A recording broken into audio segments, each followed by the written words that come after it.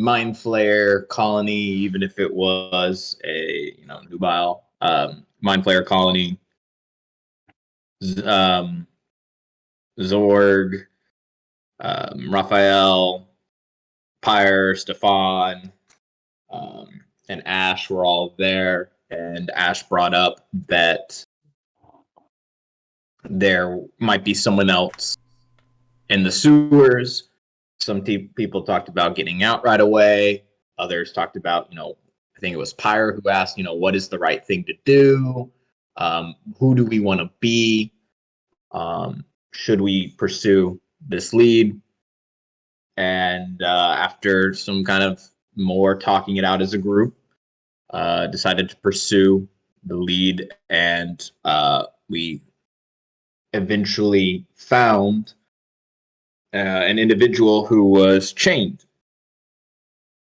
After removing the chains, I can't remember who exactly was speaking to him first, if it was Secret and Ash, or if it was Zorg, who spoke with the individual, and the rest of the party kind of was looking around and also kind of trying to figure out their roles, and found the individual, and were able to escape the sewers with said person, as we were being told to bring him to the plague doctor in the House of Right, and based off of some convincing to not take him to the church directly towards Secret, the group decided to take the individual to the House of Right, and the evidence collected to the plague doctor who was there. There was discussions on the way, kind of trying to figure out what was going on. Forgot to say earlier, but we met up with Secret before we found the dude, and that's where Secret came in.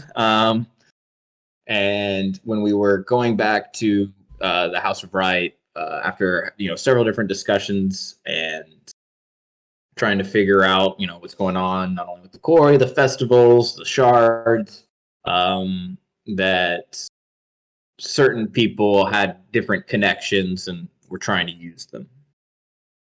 Sorry, I'm being kind of vague, but I'm trying to remember every little thing, and I just can't right now, and it's killing me. Then we got there. Many of us had concerns. We're kind of trying to read the plague doctor, but none of us could really get a good read on him. And we asked what he was going to do with the evidence, and said simple, and started to dissect one of the mind flayer bodies that was given up and in front of the party. And many of the group tried, figuring out what's going on, questioning the involvement, why the House of Right was so interested, the plague doctor's personal, connection to it all. And after finding out the reward, there were rewards scattered in different locations around Veer. There was also lockers of money and our gems and different things that we could go ascertain and get. And so the party, divided up who would get kind of what. There was some debate on who would get what. Rollies happened, and I think Stefan won the rollies for the Power Stone. Yep, Pearl of Power. Yep. And then let's see here. Rafayel had his own little thing that I don't think has technically happened yet for this session. DM, do you want me to just tell the group or what happened, or leave that out now? Okay. Leave it out. Leave it out, because they're going to be seeing it first thing. Well, one of the first things. Yep. All right. So, I know I just kind of butchered that. Trying to think what else. Okay. I was like, I know there's things I'm missing, but I honestly can't put a place on it. It's something about Carla Silverwing. Yeah, that was in Solo, being connected.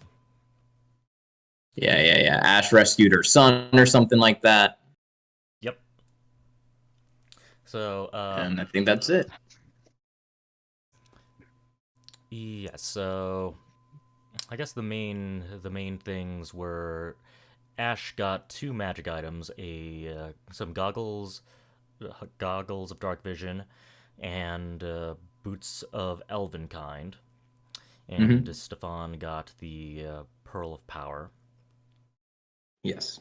Uh, Secret, like Secret indulged a lot of, I suppose, vague information to the plague doctor. Pretty much informed him of what's might be happening. There might be a rebellion in the future. There might be some trouble, demonic related, in the future. So the House of Right has been encouraged to mobilize their forces to check out the mines, to research, to do investigations into the House of Steel, to let you guys know if, say, the House of Steel makes a move of some sort, especially if they move their valuable item so that you guys could do something with that. Uh, Secret also signed a document, so it's effectively a formal request from the church to the House of Right to get on this.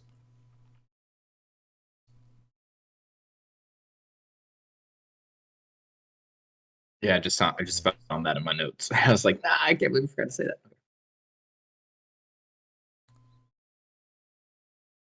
And I guess the the other important part was that Rafayel started showing some oddities when he was, I suppose, intimidating the plague doctor initially. And I believe, are you saying that everyone saw the thing clearly, or just had an idea that there's something there, something that popped up while you were The party invoking the darkness? wouldn't have a clue unless they were directly looking into my eyes. Okay. They would just saw them kind of go black a little bit for a second. Okay. As not even I realized it was happening, most likely because it would be brand like baby born brand new that night Okay. for me. For me. For you. All right. All right. When we ended off, you guys were heading back to the inn. I forget which inn you guys stayed at. I'm going to assume it's something like Bugsy's Tavern or the Green Grin Inn. I don't think you stayed at the brothel. Oh wait, no, you stay at I church. think You we were stayed at trying the to stay at church. the church, yeah. Yeah, you stay at the church. So Secret brought you guys all the way back to the church. All right. So you've taken a long rest. Feel free to restore everything back up to full, including you, Raphael, because the events that involve you don't happen until the next morning. Sounds good. So replenish all your special resources if you have any. Restore all spell slots, restore HP. Get all that out of the way.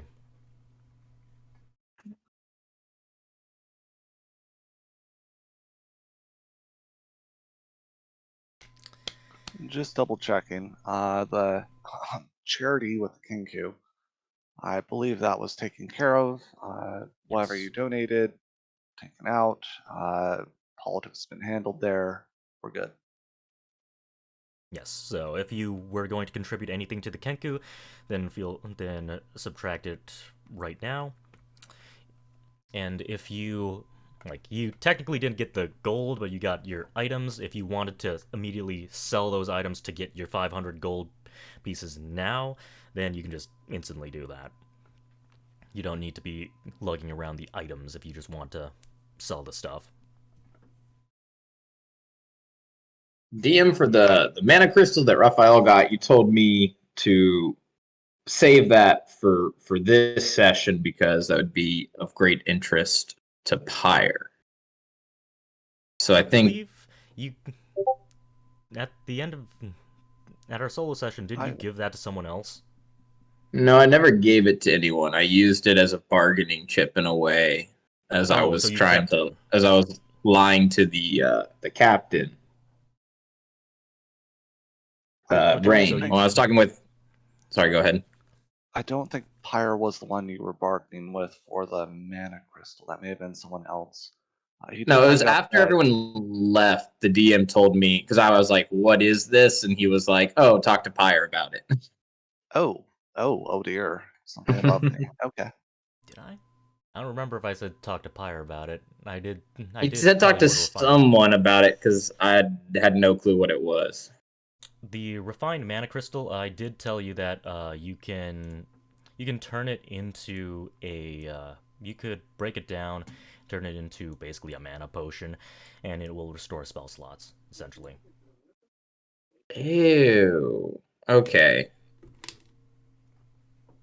Yes, but you did use that as a bargaining chip with Rain, and it sounded like you were dead set on giving it to Rain for the purposes of building up that network. No, I was not at all. Because remember, I told you I wasn't going to do anything with any of the items until I talked to the party. I was just using it to show it off, saying, like, this is what the kind of income we're coming into.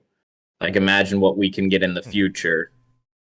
It was more of like setting up the status of income that we are receiving, Okay. and that I would be good for the money to recruit the Captain Rain to protect the urchins and create my own little spy network type of thing.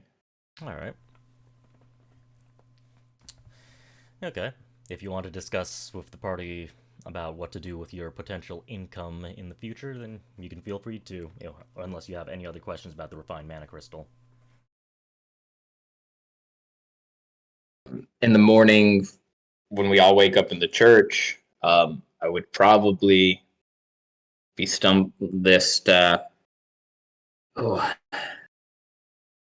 without really knowing what I have. Do I leave right away when I wake up, or do I wait for the group to wake up? DM, depending on the narrative. You can do that however you please. It's just eventually you will have to leave because the events Yeah. that we did do happen. So you can spin this timeline however you please.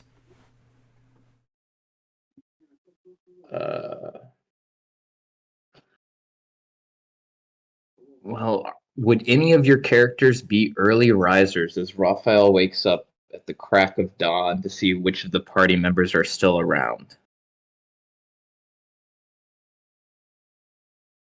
I mean, there is one small possibility.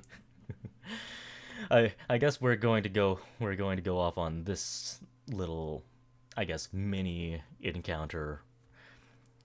All right. So, Stefan, you do get woken up in the middle of the night. It's Monica. You know that she does this every once in a while. And she has on her mind, Raphael thinks talk about anatomy and criminals is creepy, but I don't get it. It's such an interesting topic. Maybe I just need to make it more relatable. Maybe about ASMRs?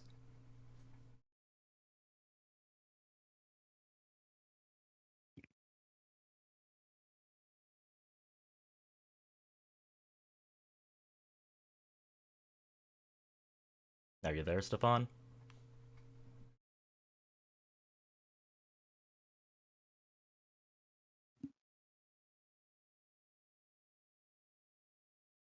Hello?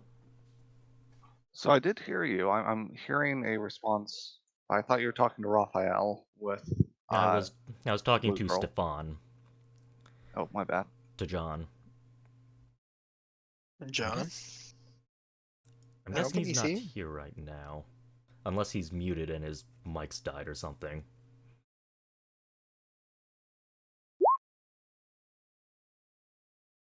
No, we can't hear you at all, John. No, we can't hear you. No, we cannot hear you. Just leave the call and join back in. Maybe it's a Discord thing. You might need to check the audio default because it was working earlier.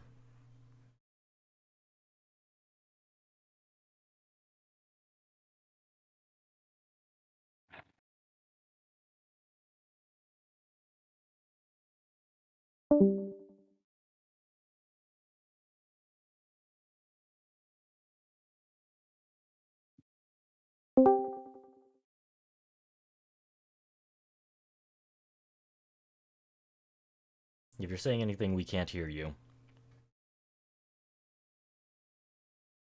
You might need to check to see if your mic's plugged in, or maybe just unplug it and plug it back in, see if it redetects it.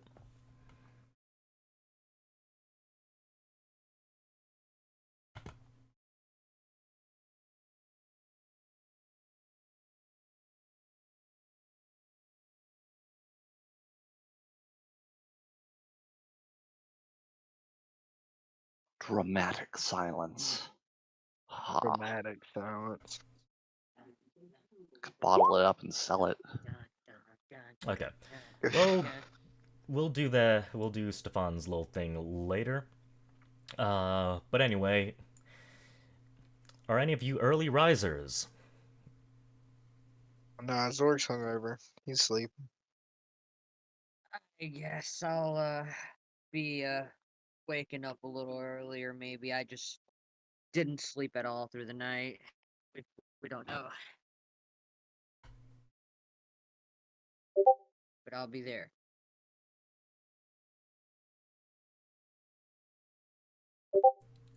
Is he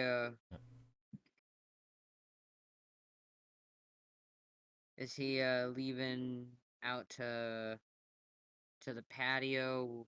Like, would he be walking anywhere by my room? All right, Raphael. So Ash is awake, at the very least. So where are you guys going to be bumping into? It sounds like Ash. I was is just doing a little thinking if wandering. the church, if there was like a place to like eat any food or kind of like get yourself ready or anything like that. It'd be kind of like a main commons area. Yeah, they do have a bit of a mess hall. Sometimes they do allow poor and other people from the slums to go in here and have some charity meals. So you just go to the mess hall. Ash bumps into you there. And now the scene is yours.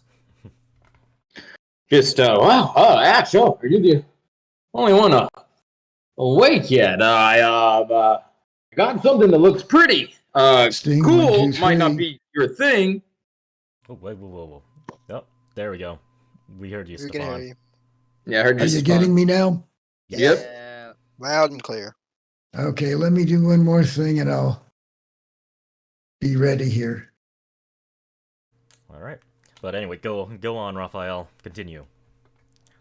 All right. Well, the thing I got last night is ridiculously cool, and I have no clue what to do with it. It might not be your thing. If you're the only one up, though, I just kind of show him the fine mana crystal. Look at this. Feel I the look hunger in at your it, gut. You hear this in your head, Ash. Feel the hunger in your gut. Doesn't it look delicious? Delectable, even. A shard of refined mana. I think I found the problem. I hope I'm not blasting anybody out now. You're fine. Nope, you're good. Yeah, you're fine. We can hear you a lot more clearly now. But anyway, Good. Ash, you can choose to ignore the voices in your head and just continue on your way, or you can acknowledge it. It's up to you. Want to interact with the crystal. Trying to ignore the voices in my head. Can I pick it up and inspect it?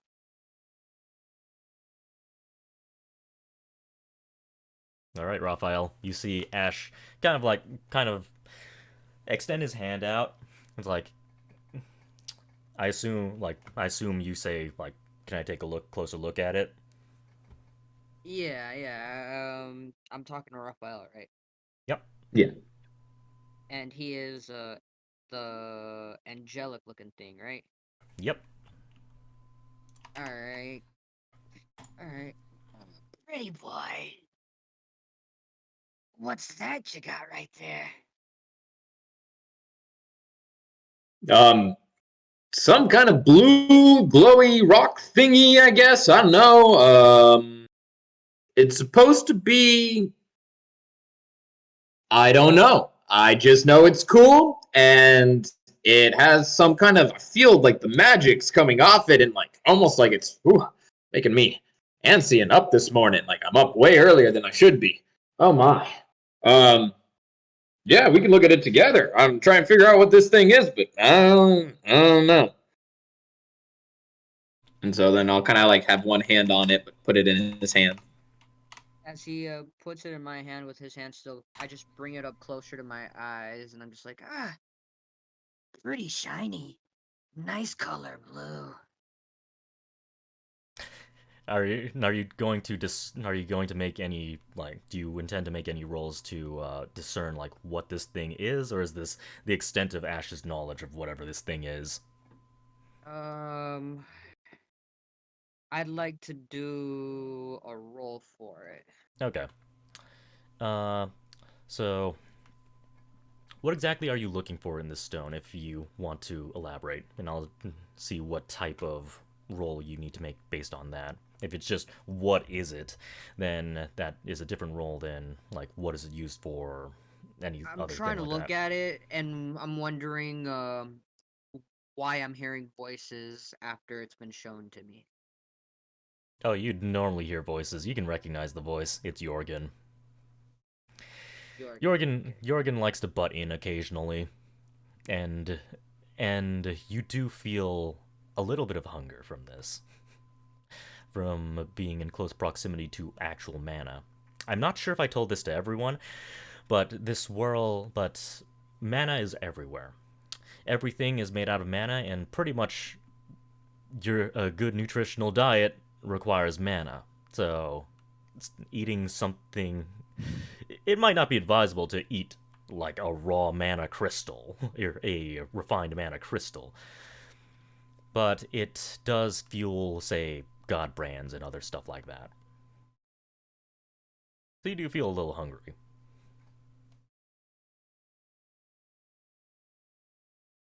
I guess I'll give it back and just tell him absolute shit, no. What would Ash know about this crystal?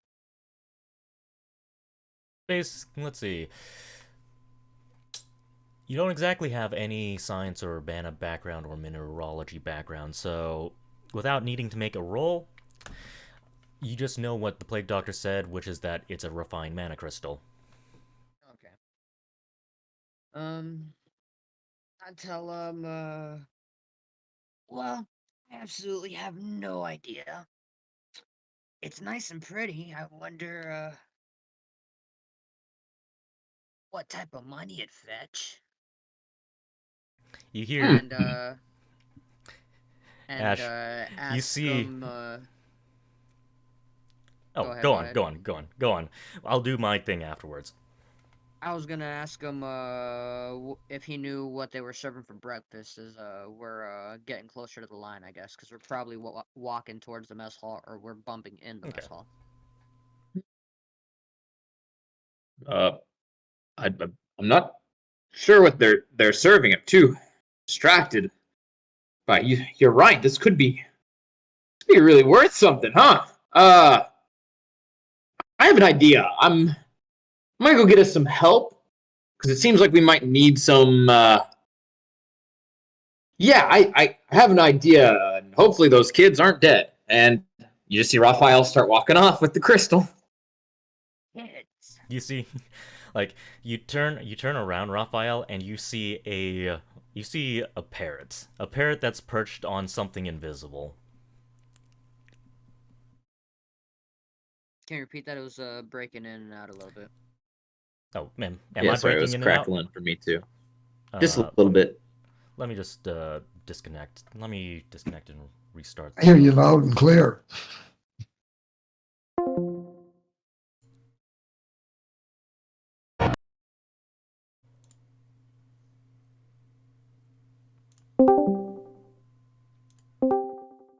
Okay, how about now?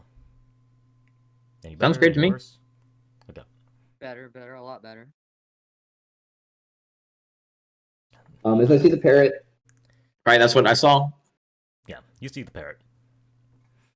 And You it's see just a parrot perched on something invisible. It's obviously Coco, by the way.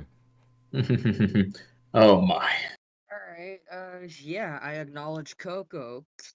Oh. I look for some rations in my bag, looking for like a cracker or some bread that I could give the bird. Rah, rah. Want some? Yes, rah. You gotta tell me how you're doing that magic trick. You're in mid-air and not even flying. Monica, Monica, rah. And right as Coco says that, you see Monica drop her invisibility, and she says, "Coco, you're not supposed to tell them that I'm here." Monica, come to And have breakfast? she starts scratching Coco a little bit, and she says, "No, I think I'll wait. Stefan's still in bed right now. We'll eat together Oh. later." I call out behind me. Creepy. Can't have any more of my blood. I'm leaving, Ash. You can have breakfast with her. I'm out. And I start walking faster. Wait, didn't you want to learn about that mana crystal? And are you out of earshot range by the time she quickly says that? It's kind of one of those. She's so creepy, but I probably should find out what this is before I go flaunt it. But all of me. I just slowly turn my head, like as if it's like creaking ever, like stopping and cracking ever so slowly, and like tilt my head and look at her and be like, fine. I walk back over. Clap, clap, clap. Ash, and I don't know what this is. What is it? She puts both of her hands out. Can I see it?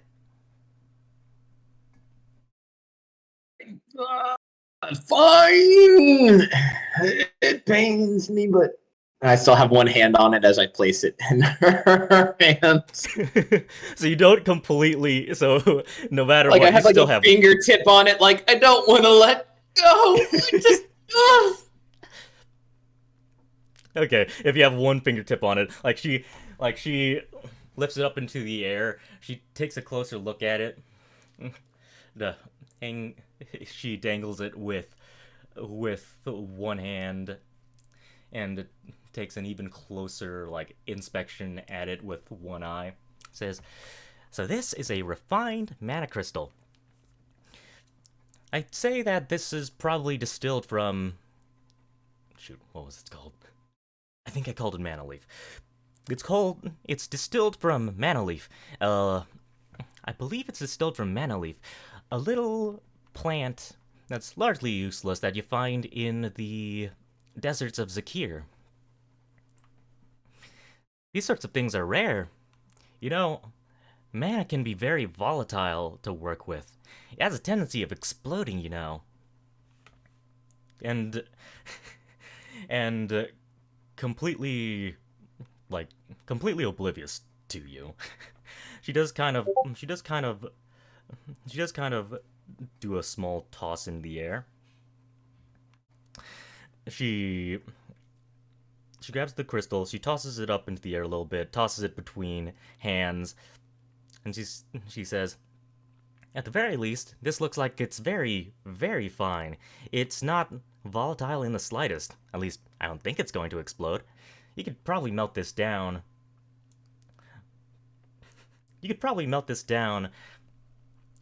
Into a little mana potion. Maybe several? I don't know. I've never really seen these things distilled before, but I hear that they go for quite a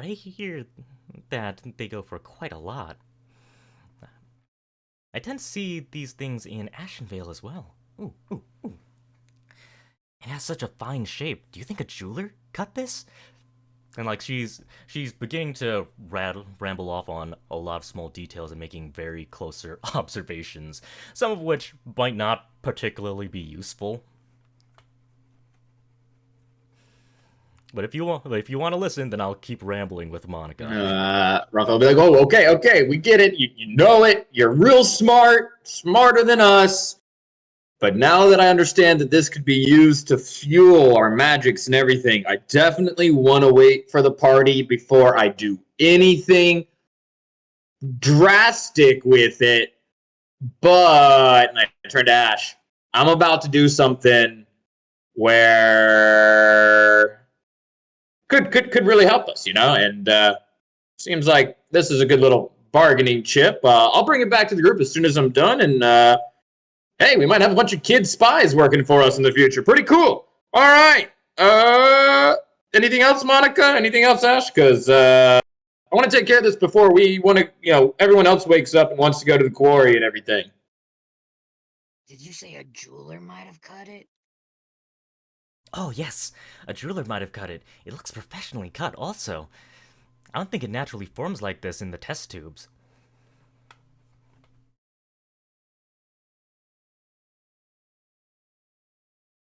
Do you have anything else to add, or can I move on?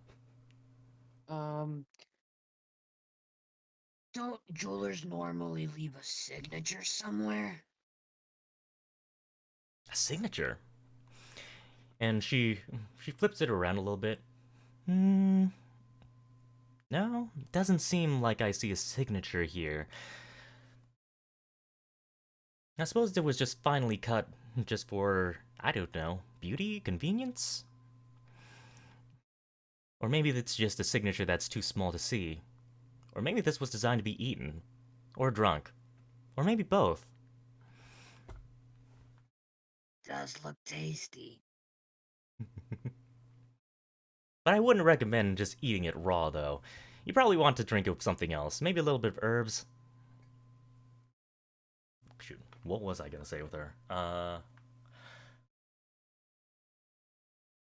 Oh yeah, she hands the stone back to you, and she asks, "So did you have blood all over your eyes last night, Rafayel?" No, I was fine. Stefan offered to heal me up, and I healed myself up just fine. No, that was good. It was good. No. I mean, when we were talking to the Blake doctor, I could have sworn that your eyes turned black for a second. Did they? It was really cool. Yeah. That sounds awesome. No, I felt something strange when the plague doctor was talking, and I don't know. It just felt like we were being lied to, and I couldn't figure it out, and I was getting frustrated, and I don't know. That's all I remember. But sorry.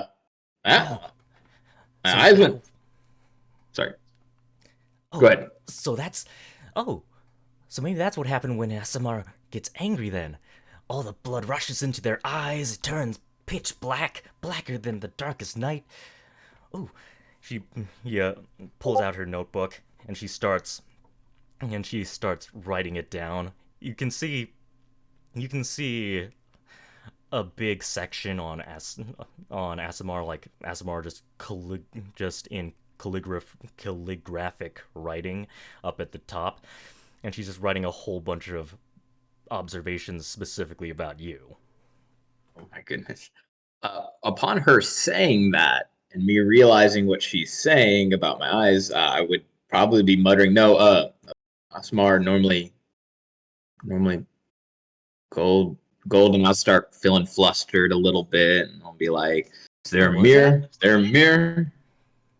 Their eyes are normally our eyes. They're gold. I don't know what you mean. Black. That's not good.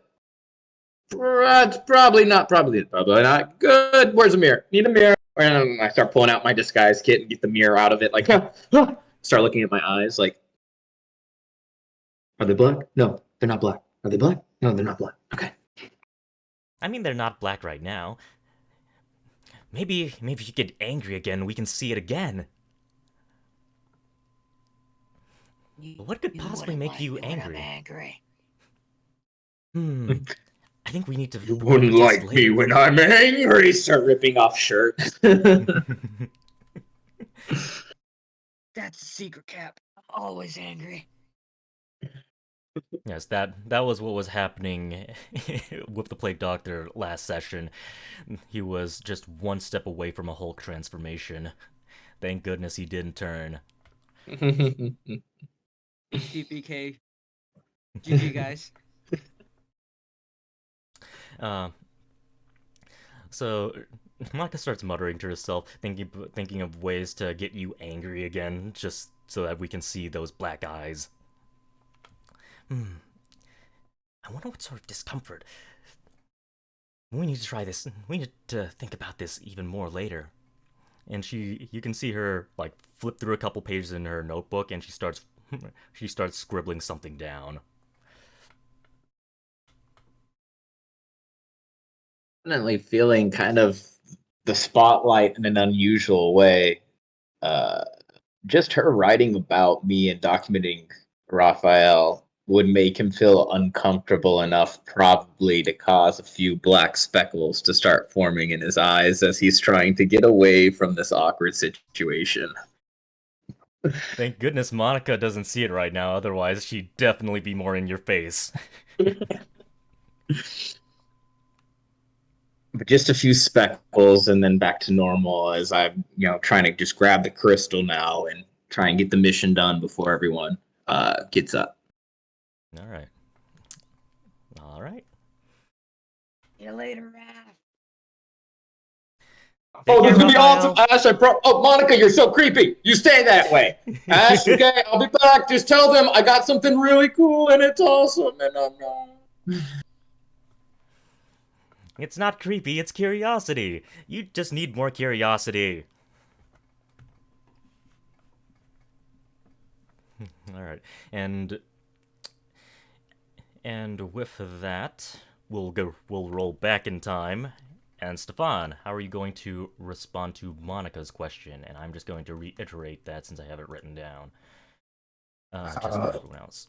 Yeah.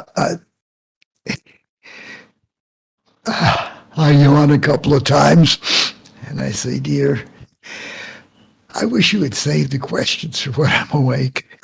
But I know you get curious or write it and want an answer right away. Anatomy is something that usually people who are in medicine are studying. When other people study it, sometimes it bothers them.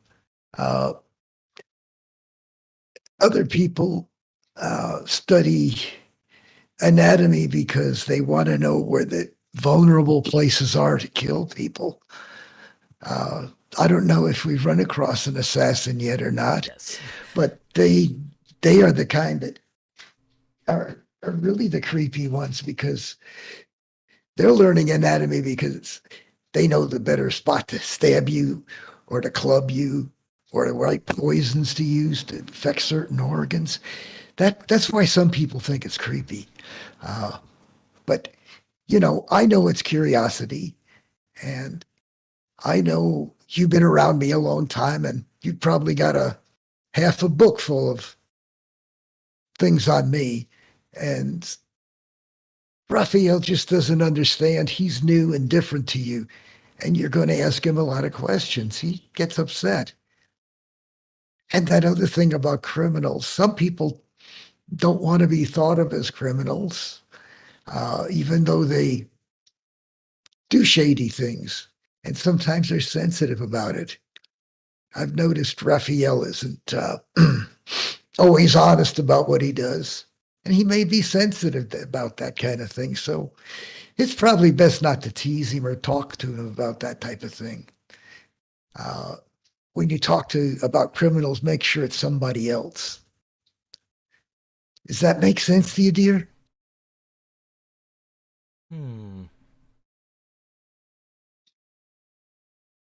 Oh. Tease him? Tease him in what way? I don't think I've Well, ever he used would it. if you start talking about criminals around him, you think he gets the impression that you may be talking about him because he does few shady things. But let's be honest. A lot of us do things that are not acceptable to other people and could be considered shady or maybe even criminal. Uh, and that's just the way it is. I know you're very open about whatever you do, but everybody isn't. Uh, Hmm. Monica does sit there and think. She flips through the pages. You can very clearly see some of the pages are about anatomy, about specifically some of the things she's witnessed, like where some of the major arteries are, where how dragonborn anatomy are different from human anatomy, where about their major arteries are located, as well as other details that give you the impression that she's probably seen a couple murders from yeah, both people inexperienced and experienced. yeah. Well, she's seen a lot of them, a lot of creatures and people dying just from the time we've been together. But you know, a lot of people are sensitive about things, and you probably don't even know everything about me.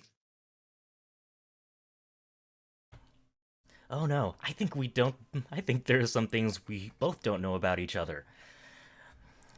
But don't That's worry, there's probably plenty of true. time in the world. There's plenty of time in the world. I'm sure we'll find out each other's secrets eventually. Just give it some time. Hmm. Suppose I don't want you to know all my secrets. Oh, you're going to hide things from me? Well, fine, I'll hide things from you too. Well, there are things that you shouldn't say or do, and the same thing goes for me. There's things I shouldn't say and do. That doesn't mean I'm always accurate, and I don't always say things that not say things that I shouldn't say. It happens to all of us. But sometimes we like to have something that's just ours. Just ours. Hmm. Like you can see her struggling to wrap her head around some of the ideas that you've just mentioned. You see her begin jotting down the conversation in her notebook, and it looks like she's going to be resting on those thoughts, kind of reflecting over them. Like what you've said doesn't seem to have fully sunken in quite yet, but she seems to be trying to understand. Hmm. Other people find anatomy creepy. Hmm. Well, people who aren't doctors. It can sound creepy if you want to know too much about anatomy. They are having this conversation pretty loud next to me. It's Yeah, this it's is back in the just middle of the night. yeah, So, yeah. yeah. This is quiet time when I'm trying to sleep, Yeah. Okay, my bad, my bad. and it's just one of those things. And really, I'd like to get a little sleep. Do you have anything else you want to know? Oh no. Oh no. You can go back to sleep. Thanks a lot, Uncle Stefan. It's all right, dear. Don't worry about anything. Uh, you're you're a special person, and some people don't understand special people. Good night, dear. Yeah. Like, dang it. I'm trying to think how she would respond to that. Uh,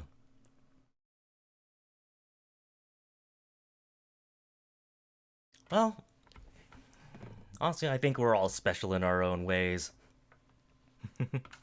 And she unlocks the door. She she unlocks the door and closes it. This is a door where you lock it from your side. So she obviously dimension doored her way into here. but she closes the door. She can't lock it from her side. But she can't lock it from her side, so if you want the security, you're gonna have to lock yourself, but if not, like, she walks away. I tap my raven, and the raven flies over and locks the door. Okay. And I go back to sleep, try to get a few Z's in before it's time to get up for breakfast. Alright. By this time, alright, and after Raphael's conversation with Ash and Monica, at this time, the rest of you are probably awake. Possibly not that long after Raphael and Ash have finished speaking. Alright. All of you can meet up wherever you want, presumably the mess hall, for your morning Sounds good. brunch. Go to the mess hall to have a little mess. Alright. Monica and Stefan join Ash at his table. And Zorg and Pyre, you can feel free to join into their table, or you can feel free to do other things that you think you might want to do in the morning. Or you can tell us, like, a brief rundown of what your morning routine might be composed of, if you want.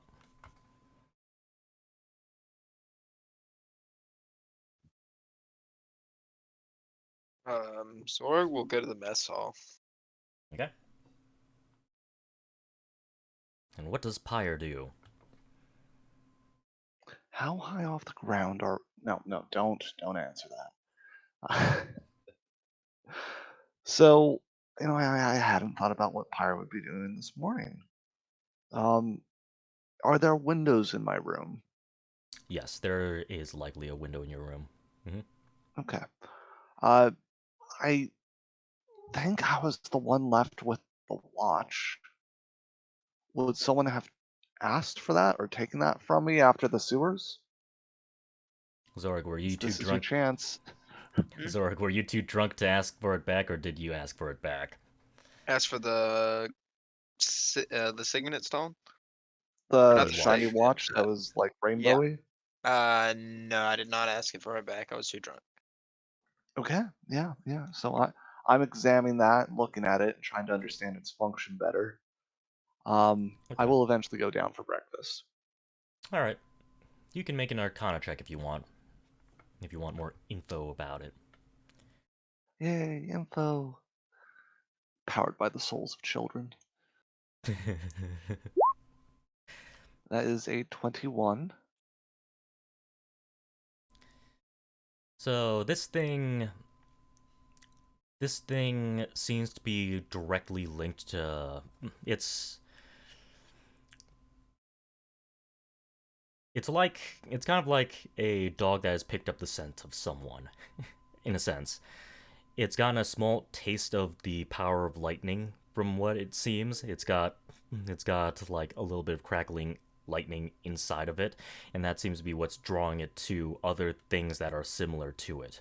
You also notice this really small, wispy, thin third one that seems to be going off in a completely different direction from the rest of them. And it's Okay. not the one in Ash's possession. That's currently in the bag of holding. In another dimension, quote unquote. I'm going to make a hypothesis and say that the wispy thin one means that it's a further direction or a smaller object. If I had to pin the direction of the wispy one, since that's probably the most accurate direction, what cardinal direction or combination of cardinal directions would it be? Out into the Bay of Veer. Out into the sea, basically. Oh, that's fun. Okay. I make note of their positions, what I know about them. Is there any way to tell them apart besides thickness? I mean, Girth, baby, one girth. one seems to be pointing to vaguely in the direction of the 1% district, likely to the mansion of the House of Steel, and the other one seems to be pointing out into the wilderness. likely to the mine lead that you remember earlier. All right, House of Still, Sea, and Mine. That's okay. I'm a little scared at how accurate Pyre's being, but I appreciate that, DM. That does simplify it a bit. Yeah, I But mean, it's like, it's pretty if much I just was to reminding you of your theories from before. yeah, Because, if I was to like turn this around and such, would it like how do I put it? Like, if I was lost and I was trying to go to the House of Steel and I didn't know my exact location, would I be able to pick out the House of Steel from the three beams? No. Yeah, you could tell it easier from here because you are at the church and it's easier to... You've walked around town, so you know where the 1% district and generally where the wilderness would be. But if you were just randomly smack dab in the wilderness, you probably couldn't tell the two of them apart. Okay, okay. I make note of them and close it. I do not know the consequences of opening it long term, and I will proceed down to breakfast. It's a cursed artifact. Whenever you open it, it actually counts down a timer, and when it reaches 0, it explodes in your hand. Or it slowly drains your soul, and Yes. Slowly drains your divinity from you. You are losing your demigod status. Not the demigod status. You can take my life, but not my status. Alright. So Pyre eventually joins the rest of you. What are all of you guys eating, by the way? This mess hall is going to offer a variety of dishes, not exactly the amount of dishes that you'd find in a tavern, but you probably would be able to find something you'd like. Because it's a church, I feel like they probably were gonna have like porridge and like maybe eggs. Well, bear in mind that this is a church dedicated to the god of good fortune. So People they are expected to be fucking charitable, banging. and this is probably in more like the commercial district. This is a high wealth area, so they might have a lot more stuff. Oh shit, so like a sirloin with like potatoes and like Potentially, yes. I shit. Well then Come yeah, back for lunch. We're serving breakfast. let me get that breakfast sirloin. Yeah, I mean, there are generous benefactors too. If Sargava says to share the love, there might have been a farmer that just, well, after a good harvest or after good fortune, just butchered a cow and just sent the food off to the church. Stuff like that. Alright, I tell the person that's like I don't know if taking orders or like about to like serve the plates. I want my meat raw. So raw that bitch is mooing.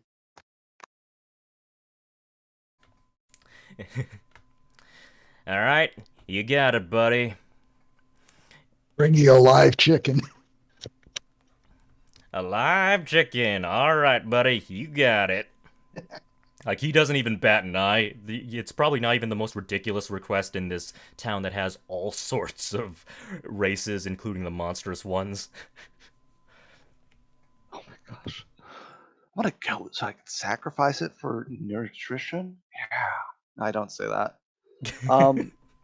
I will order something that is not necessarily expensive, but non-expensive either. Let's go for an omelet with fresh vegetables and cheese. An omelette with fresh vegetables and cheese. And Zorg. Yeah, I'll have the farmhouse special. Zorg wants the glazed ham. Glazed ham. Got it. Don't be afraid to ask for gourmet stuff. One of the new clerics happens to be a gourmet chef. Said he found his calling with Sarkava, so... I mean, this might seem a bit decadent for a church, but hey. Sarkava shares the fortune with all. And Monica just asks for Just for a simple beef stew. Some time passes, you guys are waiting for your food, and your food is going to be delivered over the course of whatever you guys want to talk about or share or theorize, if anything.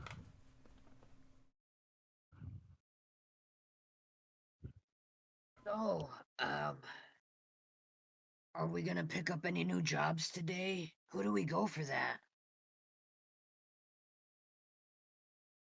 And what are we gonna call ourselves?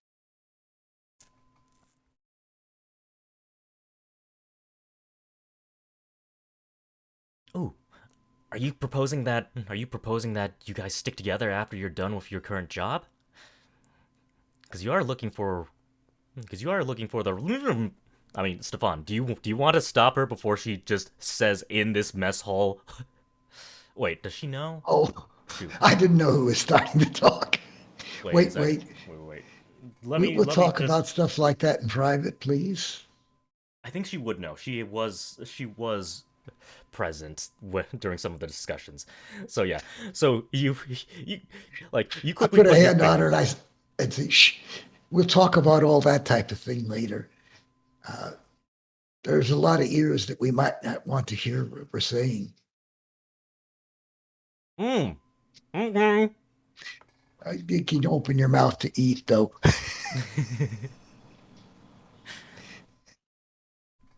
All right.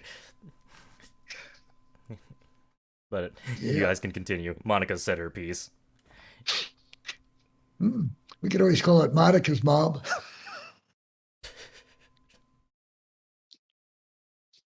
Are we gonna be her harem her men harem? The reverse harem. Yeah. Monica's reverse harem. Wait, what's a harem again? I just turn and look at Stefan. Do you tell her or I? The one thing you know about Monica Stefan is that she was blatantly not interested in sex ed.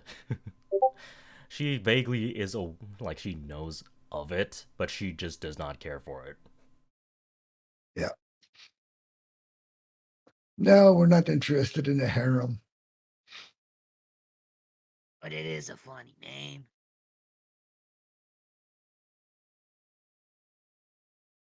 The group name Monica's Harem. Do you think that sounds great, Zorg? Or maybe Zorg's, And she trails off for a little bit if you wanted to interject something. Zorg will not interject. I don't think she would swear. I really want to say Zorg's bitches, but I don't think she would say that. Witches, maybe? Ditch? Zorg's son of a ditch? Anyways. So, do you want Pyre to interject? Die, you son of a ditch! So, Pyre pipes up and he says, if we are referring to ourselves as underlings to her, I will have no part of this. I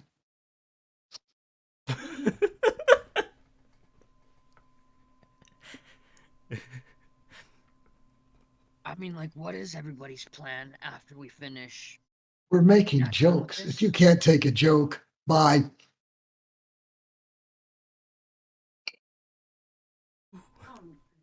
Some jokes. He looks a little flustered.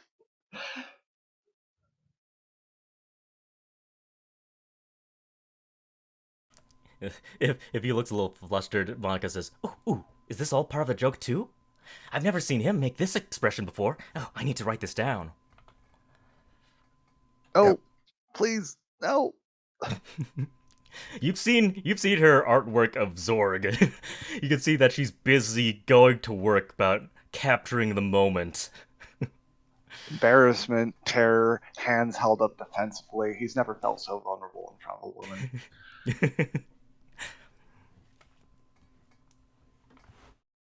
Coco peers over her shoulder and says, rah, rah. Now, I think he's got a longer snout. Oh, you're right. I need to make that a little bit longer. It's hard to tell looking through his fingers, though. Oh, don't worry. I got a good look at his face. I don't think I'll forget it. Not least while I'm inspired. What are we doing after breakfast? Well,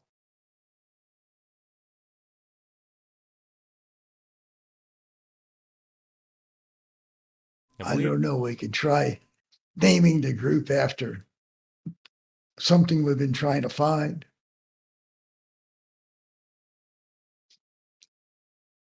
The power of lightning, the lightning gods. Yeah. Thunderstruck. Lightning thief? No, that doesn't fit us. Well, there's too many of us. We can call it snap, crackle, and pop for lightning.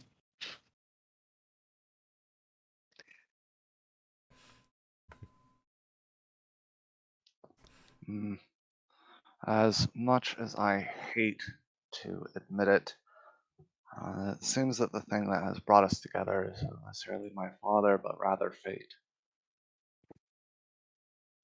I do not like to tie our name to something so fickle. Well, I don't think we should name it after any of us. I think we should find a cause or a quest that we work on if we are to stay together. If we're not to stay together, who the hell cares what we call each other now? Ash, you want to just chip in the previous party's name? Sarkava's Folly. I don't Fate's think innovation? Okay. No. Destiny's innovation. I don't know. Well, we can work on this. Yep, out of character, you still have another war in you. Yeah. Alright. You guys finish eating your breakfast or lunch or however early in the day it is for you guys. I will remind you that I believe the next lead you were going to be looking for was the mines, because you wanted to wait on the Tournament of Steel to fight on the tournament day. So you were going to investigate the mines lead. How many believe days you're do we right. have before the tournament? I would We had say like a week. Was it a week? Or I two. thought it was 2. I think it was. Yeah, I was gonna say or 2. I couldn't remember. It's probably around, I'll say 10 days, so a week and a half now. And the festival is going to be starting in 3 days, so a week out. And there will be a bunch of festivities that you can partake in, some NPC moments that I'm probably going to be doing with each of you individually during the session. It's going to be fun. And we'll see if we knock out NPC moments in this session, depending on whether or not you guys want to go to the mines now. But before all of that, so you guys are finished. We'll say that you guys are out front. You're discussing your next course of action, and you see something off in the distance in the sky. It looks like a bright white figure, and it's rapidly getting closer.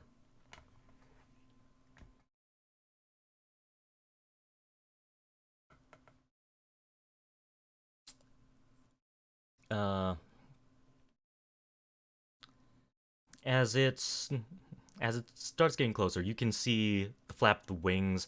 It looks like a figure of a knight on top of a pegasus. And Okay. the pegasus and the knight slowly and gracefully descends right in front of the church.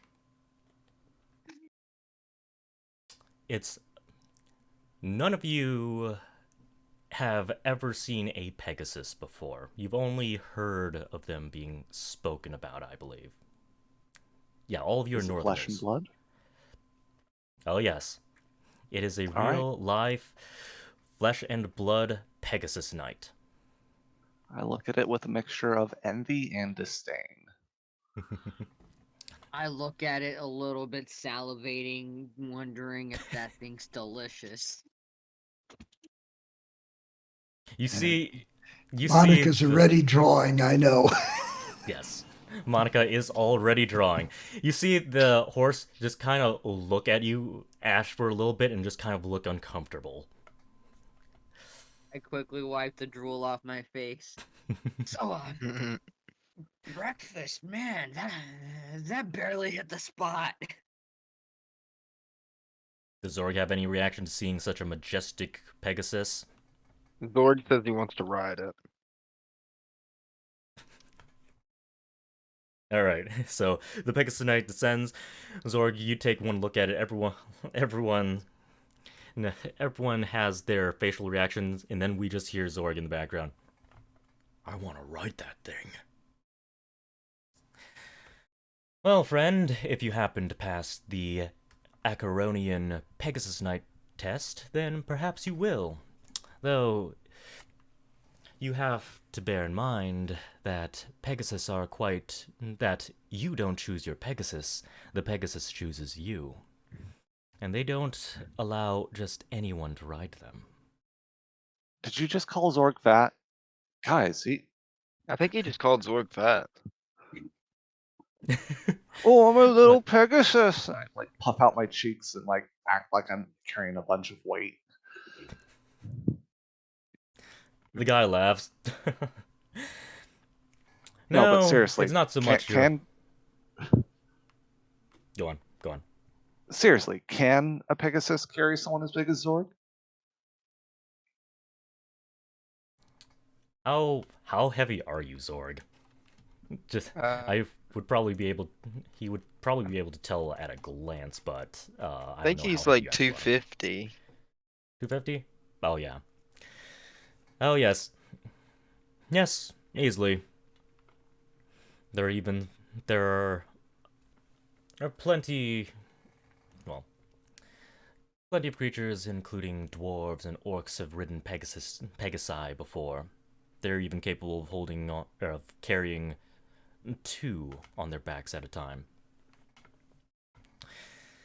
But enough about me. Would any of you happen to know a Rafayel? No. Who's asking?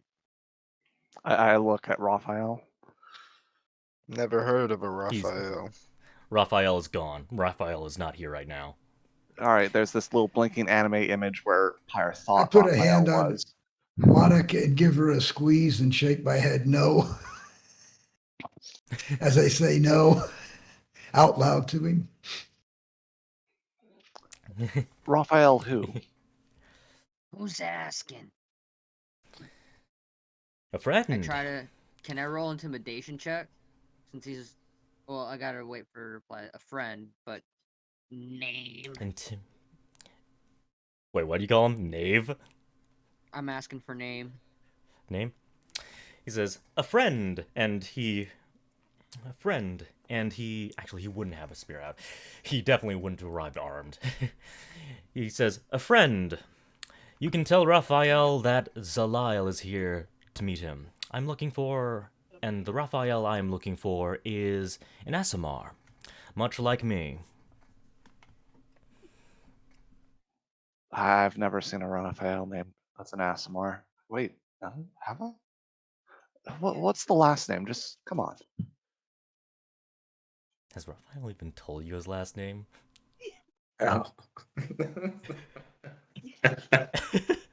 I don't think so, but he would definitely give you a last name, so Yes, I'm milking him for that information. If you don't have it on Yes, him, give it that's to totally us. fine. Give us the information. Raphael All right. he wouldn't Smith. know either. He wouldn't know that you guys are playing him. Cunningham. Cunningham is probably what if Raphael or Zaliel at this moment would say most likely Cunningham. Unfortunately, that wouldn't be the name that he would give because he doesn't realize that. So he Oh, would okay, probably okay. give his own. He would probably give his own name Lightbringer. He'd probably say Raphael Lightbringer.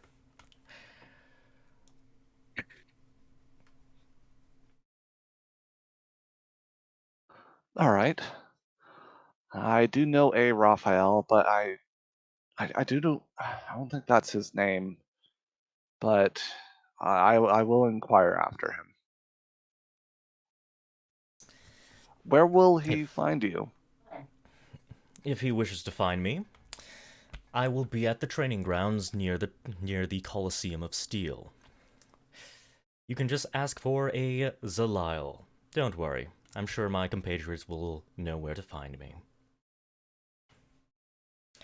Okay. I have much catching up to do with Rafayel.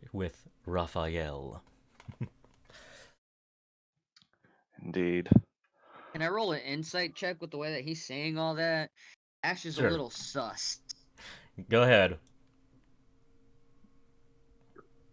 So, and Did my mic cut out? Or are you just shitposting? oh, that's me just misspelling it. Okay. Damn it. I mean, he speaks very confidently and boldly. It doesn't sound like he's worried about anything. So he's probably telling you the truth. Because he doesn't seem to be Pyre hiding tilts his anything. snout up a little bit and he says, "Why speak to us? There are plenty of people at this temple. We happened to be up front when you landed, but At this, he would say, well, I guess for him to answer the question immediately is that, oh, well, you see, I'm not entirely familiar with this place. Do you know where the local clergy actually are? The local clergy do kind of wear different outfits for different positions and status. So he is very, very unfamiliar. Pyre will turn and look at Monica and he'll say, "Well, you heard him. Go deliver the message. Go fetch the clergy." It's at this We point point that to the building in back of us. That's where the clergy are. We just came out of there. It's at this moment that Secret basically butts in, and they have their solo session as Secret kind of drags the guy off, essentially. Just like looks back at us. "It's a secret. Stay away." Okay. I will accept that. Well, that was odd. Well, we know the Raphael we know is a bit of a liar, so I can't guarantee what his last name is, but now we have two possible ones, neither of which I doubt is correct. All right.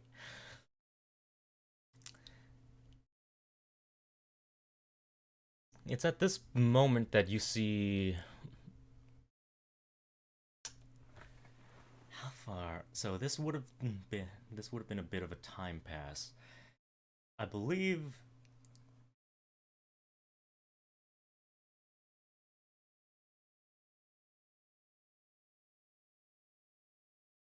Okay.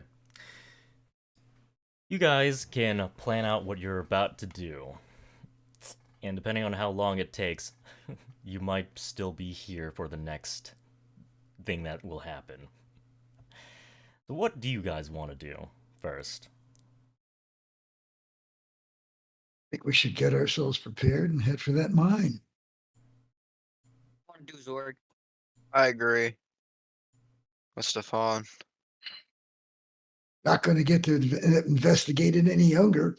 But I wanna give Ash my rose bitter root potion. Rosenthian Bitterroot? Okay. Yeah, that one. Alright. Are you having like Ash try to I want him figure out to. what it is? Yeah. Okay. All right. I forget Uh, what Xanathar's guide said for that. We might want to stick our head back into the temple and see if we can pick up some healing potions, since Secret is probably not going with us. I'd actually like to go out into nature and see if I can gather more stuff to create more healing potions. Because Ash, what can you do with those mushrooms that I gave you?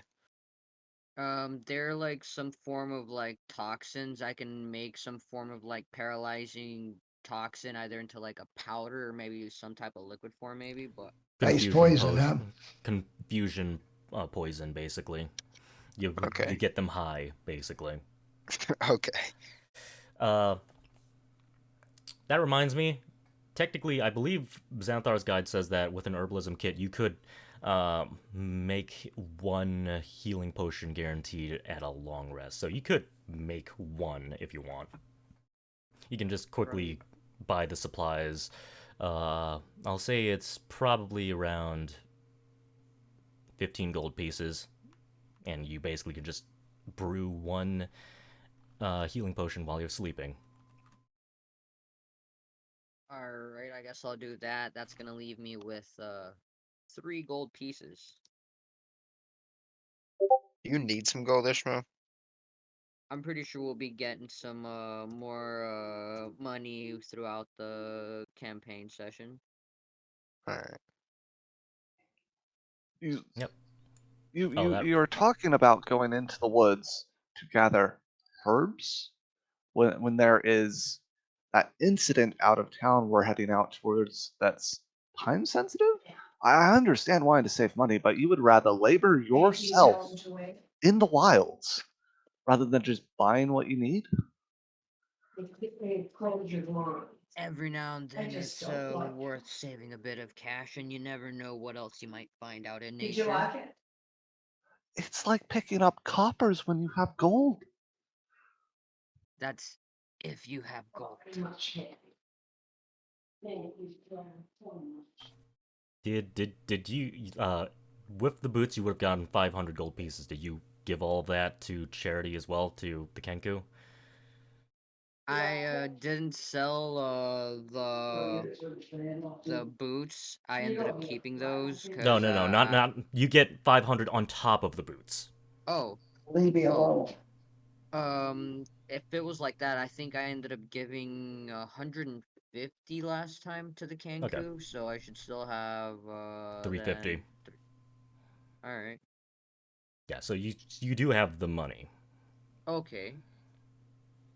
Well, then if it's like that, and if you feel like it's time sensitive, I guess I could splurge a bit. On top of that, so I forget if you added it, but you should have gotten 100 from the quest with the previous party. You should have gotten an extra 100 if you did not add that yet. I hadn't yet because I completely forgot. But I mean, like, all right. All right. Pyre folds his arms and he says, "When you have time to waste, so be it. But at this point, I believe it is our interest to get to the bottom of this before someone else does. Brewing the potion, that I can understand, barely. But yes, that is my professional advice, to value your time now that you've come into money." All right. Well, I guess so. We're making our way down to a place to buy this, or can we buy these potions at this church? You could buy the potions at the church. This is a world where war is very common and it's high magic, so it's very likely that they do have just mana potions for sale. Due to the prosperity of Veer, they are at a slight discount. It's not 50 gold pieces, it is around... We're not adding on the Carla discount, so this would be around 40 gold pieces each. Crafting them yourself would be easier, but that would also take a lot of more of your time. All right. And James was saying that he was giving or trying to see what I could do with that Rosenthian bitter root. Mhm. Yes. I'd like to roll a check on that. Would that be a nature check or would that be I believe that would be a nature check. nature or medicine? I Because mean, it's a if I'm going brood by already, right? Xanathar, well, okay. Do you, uh, so if you're trying to find out the plant specifically, that's a nature roll. And I believe Zorg already knows roughly what the medicine does, so I can just remind you if you've forgotten what the Rosenthian bitterroot does. It's Alright, it's a hangover cure. I don't know if Ishmael knows. It's a hangover cure that can kill you. okay, I did not know that. Yeah. Yeah, I've also checked. So just make a nature roll. No matter what, you are going to quickly identify it, but you might not know that many details about it. Okay. So, Rosenthian Bitterroot, you have not been to Rosenthia before, but you have heard some things about it as you learned how to do herbalism and make your own potions and poisons. Rosenthian Bitterroot tends to grow in places where there is lots of death. It tends to literally feed off of blood, and be extremely absorbent. It is fine in small dosages, and just looking at the bottle, there's not much Rosenthian bitterroot in here. It looks like it is just enough to get into the liver and absorb some of the alcohol out of your system. Hopefully you do have alcohol in your system when you drink it. And then leave your system. And it's very sensitive to blood and other biological fluids. Ishmael, I'll give you the bottle. Maybe you could end up using it one day. Alright. Oh yeah. I'll add that to my inventory. I will remove it from mine.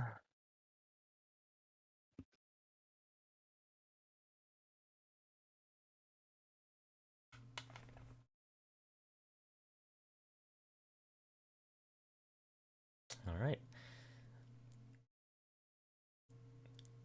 Okay, so what would you guys like to do in preparation? This is a mini downtime activity as you prepare for your next big adventure in the mines. You say the healing potions are available at 40 apiece? Yes, 40 apiece. Okay. I'm going to check with Monica and find out if she has any on her. I don't believe she does. She does not have any healing spells, nor does she have any healing potions on her. Well, I will pick up a couple of healing potions and give her one. Okay. Let's give her one. Okay. I will go ahead and also buy 5 healing potions. Okay. About 2 Go. healing potions. All right. Feel free to subtract your gold. 40 Yeah, good. each. Oh, it's 40 gold each? Yeah. Thought it was 50. The DM nerfed it So I got in a good 90. way. Yeah. I got 498 gold left. All right, DM. Let's look at things. How much would a compass or a map of the nearby area cost? I do not expect you to have a map on hand. It's just for knowing the general areas of the city and the areas outside. Let's see. A general map. Are you looking for just a big wide map, or are you looking for one specific to the area where your compass is pointing? This would be for the area around the city of Veer. Bonus points if it includes the Okay. mine that we're going to. Okay, so this is the big general map. Yeah. So there are plenty of vendors who can sell you maps in this place. A general map, a general like good quality map that you'd like is around 10 gold pieces. All right, that's definitely worth it. How much does a compass cost? A compass. Let's see. I have to figure it out. I'd have to mentally think how the poles work on this completely flat Earth world. Well, Uh, is there a tool to find directions such as north or south? yes. Well, we'll say that a compass. We'll say that a compass is likely a bit. It's probably cheaper. I don't remember what the exact cost is. I'm just gonna say it's 5 gold pieces. That works. Yeah, 15 gold pieces. While I'm going crazy, DM, is there a map of the area of the mines? Not necessarily in the mines, so that'd be great, but that countryside if it's far removed from the city. Okay. I This do would not be- expect to find one. It's just while I'm there, I'm checking. This would involve talking to those rural hillbillies, probably. They'd probably have a better idea of the maps and might be able to draw one up for you, but for the You know most how much I part... want to murder these hillbillies? I know. You could probably find them if you were willing to speak to hillbillies and have them, like, draw you a rough map of the area, but for the most part, most people just get by on the overall map of Veer. So, no, probably not. Knowing Pyre, he would hire someone from the temple who has a bit of clout and reputation. Not like a higher up, but just, someone who won't run away with his money. And essentially, he will arrange to have them speak to these hillbillies, get a map, come back, give them what they found. So he's an information finder. He knows his weaknesses. Essentially, we'll say that with your authority due to being associated with secret, you could probably get a priest or lower to be I willing to don't delegate. necessarily need a priest. I would probably talk to a priest and have them recommend a servant. Okay. Someone who is, again, just like someone who has enough investment in the temple to not run away with money when I give it to them Okay. to purchase something for me. Will I pay them? Of course I will. They're doing a task for me. Okay. Speak to a hillbilly. This will require a roll. Okay. No problem. And I'm gonna just make the DM roll for them.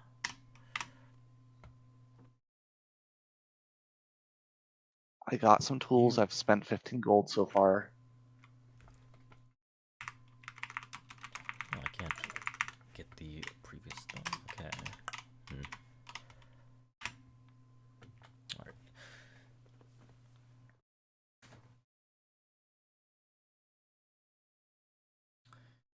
So you guys did gather information a while back, and you did get rough idea of which mine is the one you're looking for. So you're able to tell him the name of the mine, and I don't remember the name of the mine. Honestly, not important. It's fine. But yeah, let's just say Iron Ridge. Iron Ridge Mine. I like that name. So Iron Ridge Mine is what you ask them for, map of the area around there, and they do eventually come back with a much simpler drawn map, but it does have a lot of the major landmarks marked on it.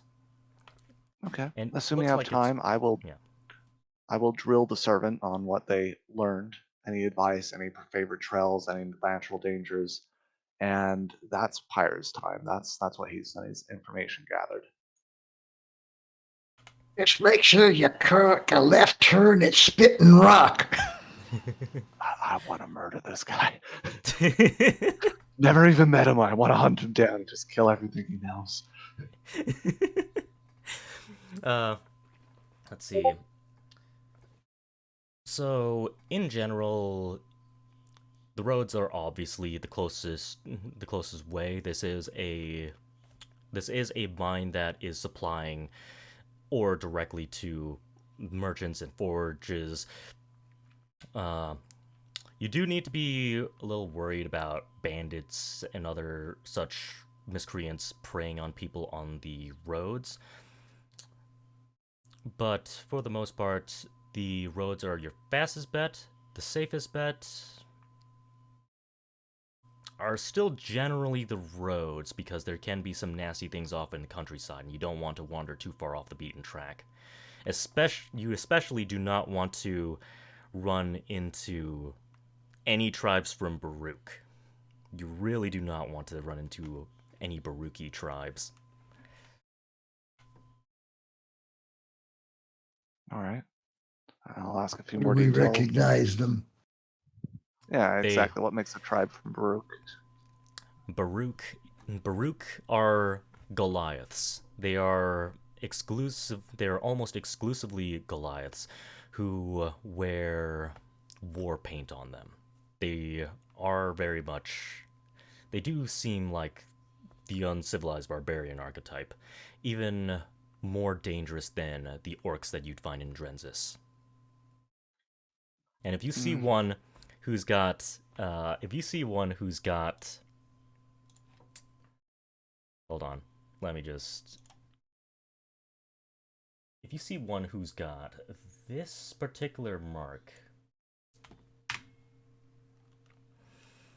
then you probably don't want to mess with them.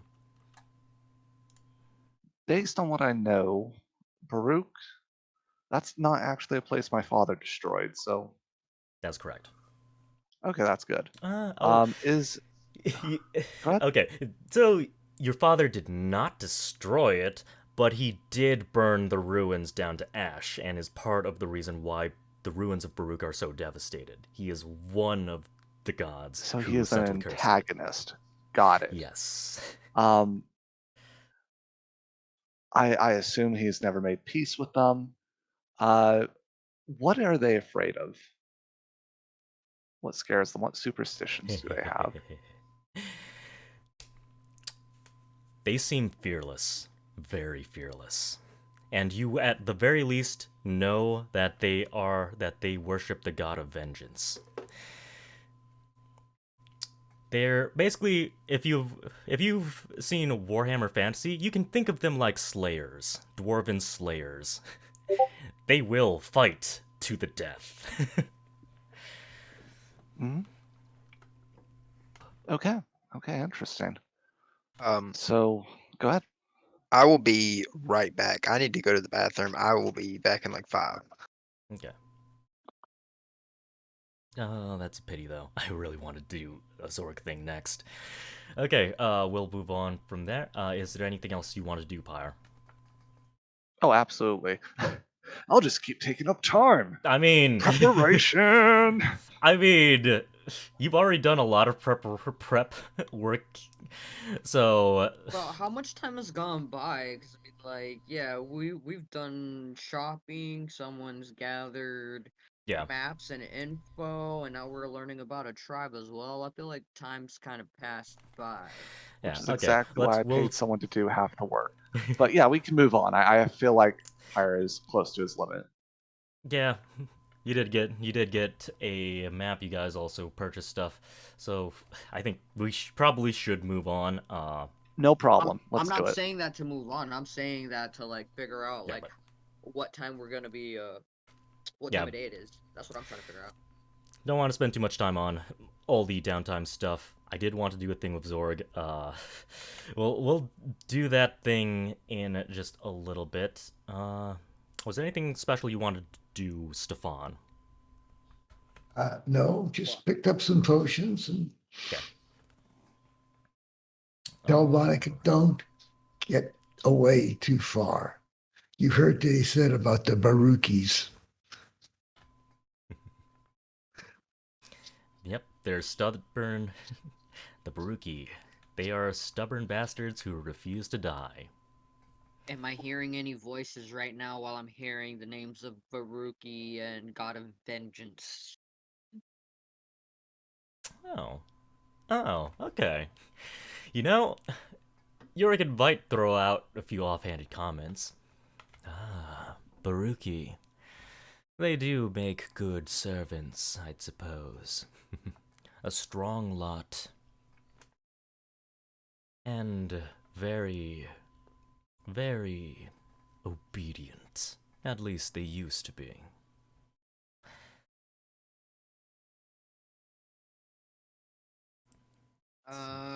Can I reply mentally, or would Go ahead. they see something going on, like, while this is going on? Do my eyes change a different color? Do I just go into, like, a No. zombie trance? I mean, even if they did, you wouldn't know. Damn. Alright, good servants.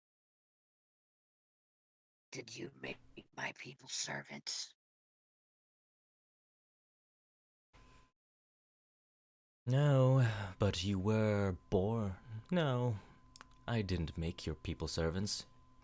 I suppose you could say that you were merely born to serve. You are rightfully the creation of Rosend.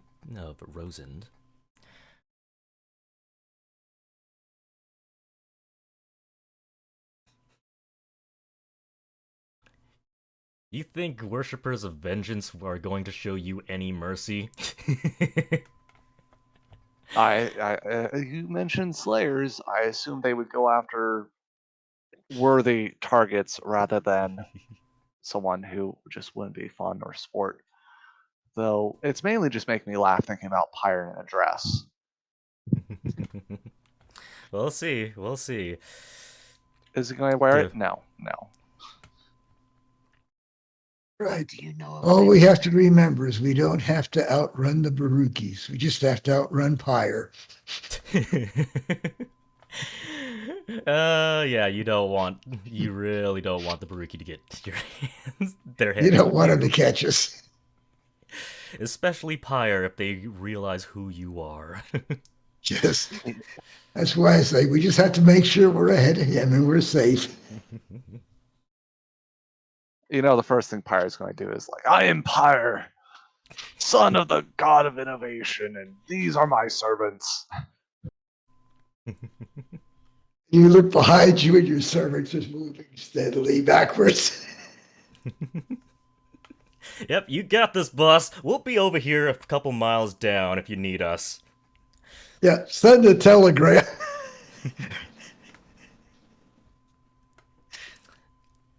But anyway, Zorg, are you back?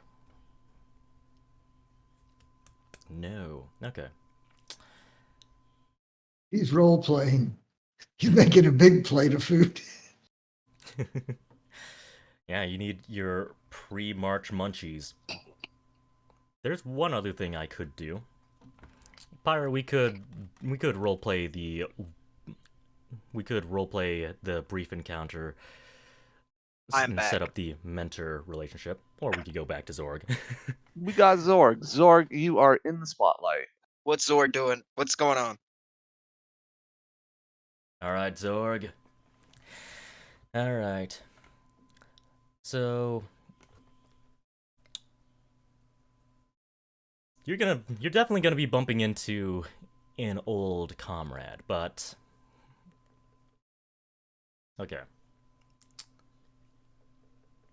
If you want, you could either be by yourself, or you could be with Ash directly after you gave him the Rosenthian bitter root. I'll be with Ash. Okay.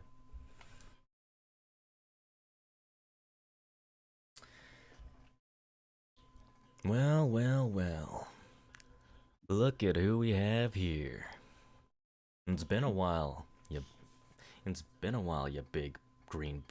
Actually, you are green, right? You're not gray, Yes. like... Okay. Yes, green. You big green bastard. How have you been? And you turn around, and you do recognize the guy. This guy goes by the name of Johnny. Where is he? There we go. This guy goes by the name of Johnny. Mhm. He was one of the many commanders that your Spec Ops group was bounced around to. This guy specializes in artillery warfare, specifically trebuchets. Okay. And he's essentially like a drinking buddy to you.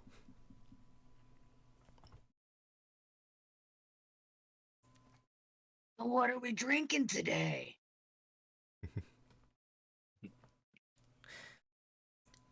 Oh, I think we'll have the usual. Want to head to the bar? No. Yes, we'll head to the bar. It's my treat. Which bar?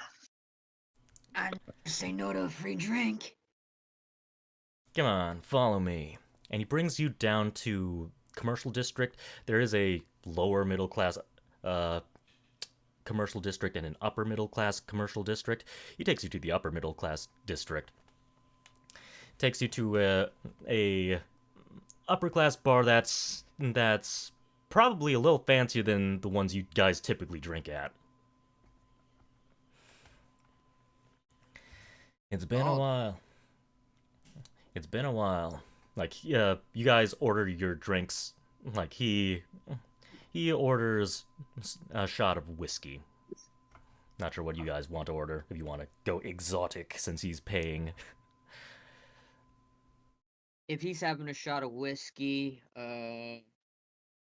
let's say I'm gonna ask for a shot of Howlin' Monkey. It's like a banana flavored whiskey. Palin Monkey, okay? Banana whiskey. And you, Zorg? Go get a shot of brandy. Shot of brandy. Zorg, buddy. How have you been? It looks like you've been making some friends while... It looks like you've been making your friends out in retirement. It means retirement as in you're not part of the military anymore. The you military quit, anymore. basically. Yeah. I'm now a mercenary. Johnny, my old friend. This is my new friend Ash. We've been working together as mercenaries. You got the two of them are already acquainted, basically, from another guy. You don't know this though. You don't know this. Yeah, I've seen him around. He was with what's his name, Ulfgar. You know, the one who shits out fire and such. That old shit. Johnny, what have you been up to, Johnny? Oh, you know, old buddy, old pal. Just spending a little bit of retirement here and there. Some odd jobs, you know. Throw a few rocks, solve a few problems. Usual. I guess you could say that we work the same jobs in a sense. Though, I don't tend to do a lot of heavy lifting or throwing like I used to. People want more logistics and supply movement, which is another of my specialties, but isn't nearly as interesting. What are you doing here, Johnny? What brings you here? Well, just decided to hit up my hometown. Think about the old days. I didn't think I'd bump into some old friends here, but it's a pleasant surprise. You remember that time I shot you out of a trebuchet? Yeah, of course. It was one wild time. The mage said it was urgent that you need to get to the battlefield really quick. So he casted fly on you and you got flung sky high. You know, for a second I thought you flew into space. You're telling me this big guy got airborne? Get the fuck out of here. Oh yeah, he knows how to get high in more ways than one. We gotta hang out more often. You should have been there. Spec Ops was one wild time. You can't believe some of the crazy things this guy's done. Sounds like you got a lot more interesting stories to tell whenever we sit around and drink, Zorg. They're not that good. Aw, don't be modest, my friend. Any story of Spec Ops time is worth telling, my friend. That's your problem. You're too modest. Would this bar sell any flasks while we're here? I might need a drink on the go. Yeah, they will definitely have some flasks for you to drink out of here. So, you order a flask. But Johnny does lower the mood a little bit. You know, the times we live in are so chaotic. A lot of war, death, and destruction. Kinda makes me think of the days before the war, you know? You know me, Johnny. Had it fucked up. You too. If you could return home before the war happened, would you? Would you want to go back to the way things were? Or do you think you've got it all set up now? Well, Johnny, you know how I feel. I live my life on the battlefield.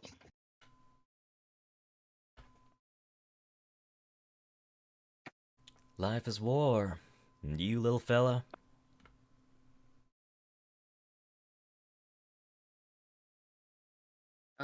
He's talking to me. Yep. You're the shorty.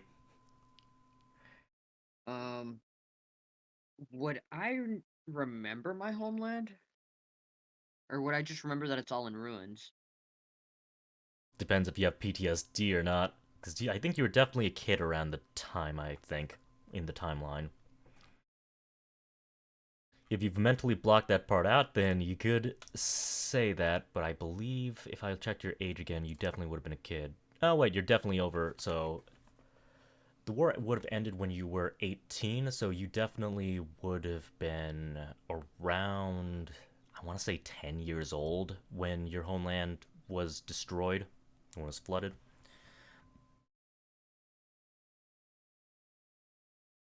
Okay, since I know I'm hearing voices, I probably don't have that blocked out. I just sit there, have a few flashbacks, ask for another shot as I wait for my flask, because that's a to-go item. Okay. And I tell him I do miss the beauty it once was. I Yeah. vaguely remember here and there, though. Yeah. Sometimes I wish for a simpler time, you know? Before all this death and destruction. Makes you think if any of this was all worth it. Every now and then it just feels like we're all pawns. Do we really have decisions? Pawns to some nobleman, some other employer, some god, some king, some monarch. Always another person to serve, always another paycheck to chase. Even now, I just feel like a dog who only knows how to murder. As he says that, I think back of all the days I also spent in the fighting ring after my homeland was destroyed. And I just, reply, I've seen lots of battle.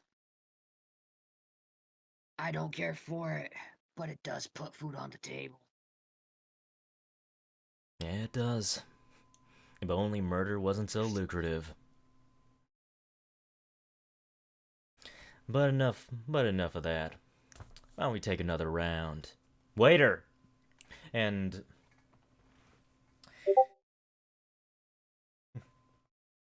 let's see.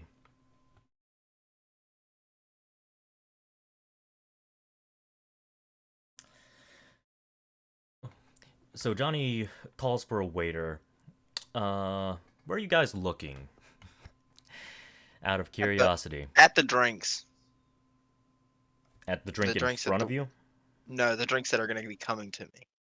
Drinks that will be coming to you. Okay, so you're basically looking at the waiter. Yeah. Alright. And you, Ash? Are you also looking at the waiter?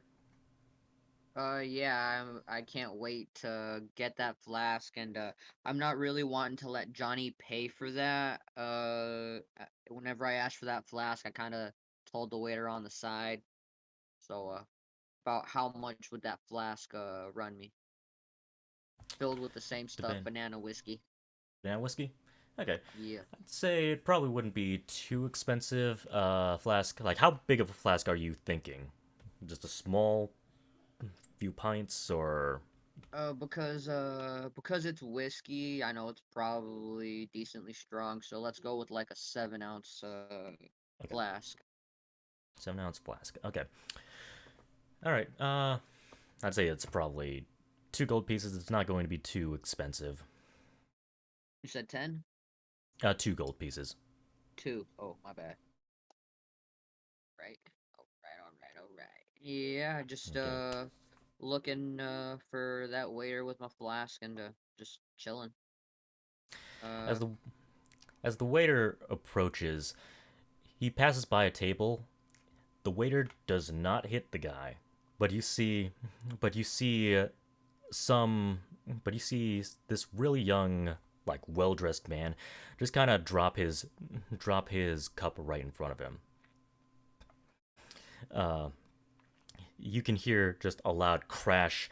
Everyone turns their head towards the waiter, towards like the direction of the waiter. And you can see this well-dressed young man. He just kind of like looks at the drink, looks at the waiter, and he gets up and goes, "Are you going to apologize for that?" "Oh, I'm very, very, very sorry, sir. Do you know how much money I'm spending on this place? Do you know who my father is?" "Oh, we do not tolerate such mess-ups. We expect the utmost perfection of our staff here at this establishment. Are you intent on making a fool out of our family name? Well, do you? If any of you want to interject, you can. Otherwise, I'm gonna keep going." Quickly get up and kind of get in between. It was just an accident. Now, if you'd please let him get done with this job, I'd like to get my shit as soon as possible. And just who are you? It's none of your concern. Well, I don't think you have any business in a matter between me and the server and our establishment. So I would appreciate it if you just sat your happy butt back down.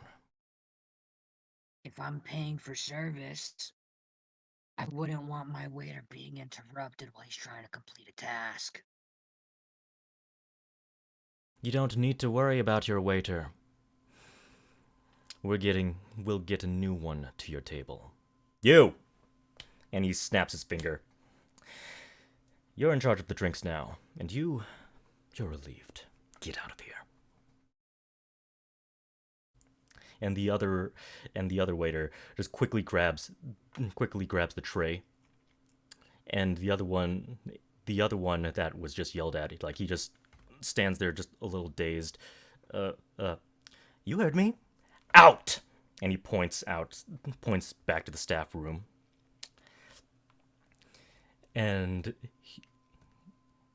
and he goes to leave. If any of you have any interjections, you can feel free to do it now. Otherwise, we'll move on. I'd like to ask the new waiter who the hell that guy was. That guy? Hold on, I need to make sure I've got the correct name. I need to make sure I've got the correct noble house.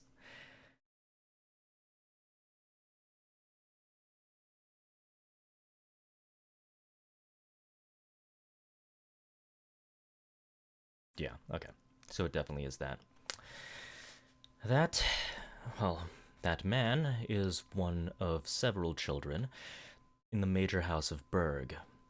The one that specializes in fine arts, fashion, beauty, also generally entertainment, magic tricks, and such like that. I think the guy just really doesn't like... That guy just really doesn't like some of the workers here. Likes trying to get some of them fired, just because he feels like it. I think he's on some sort of power trip. And you... do any of you want to say anything first?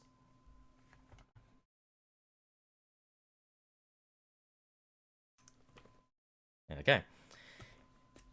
Zorg, you see Johnny... You can see Johnny kind of reclining in his seat. And you can see... There's a couple... You can see that he's got a couple, like, little beans right next to him. You've seen... Johnny does like to knock... So Johnny is effectively a sharpshooter. He is a trebuchet commander that specializes in extremely long-range projectiles. Mm-hmm. And you have definitely seen him sharpshoot with just a small bean. You've also seen him use a bow and arrow and a crossbow before. He's an extremely good shot.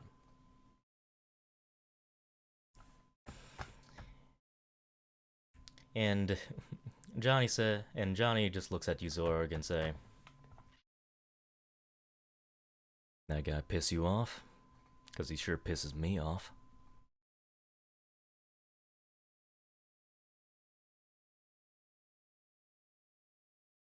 Zorg will say yeah.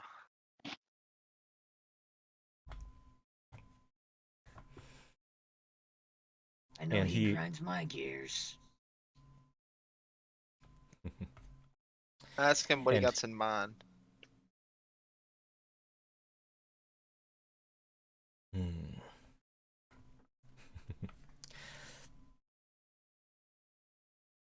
Well, depends. You know what I can do with these beans. I can definitely take someone's eye out. Though that might be going a bit far. What do you think?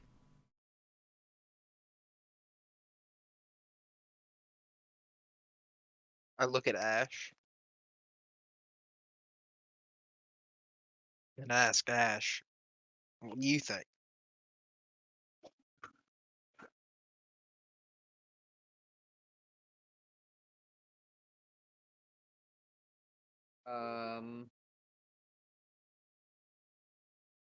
What's the best you can do with those beans?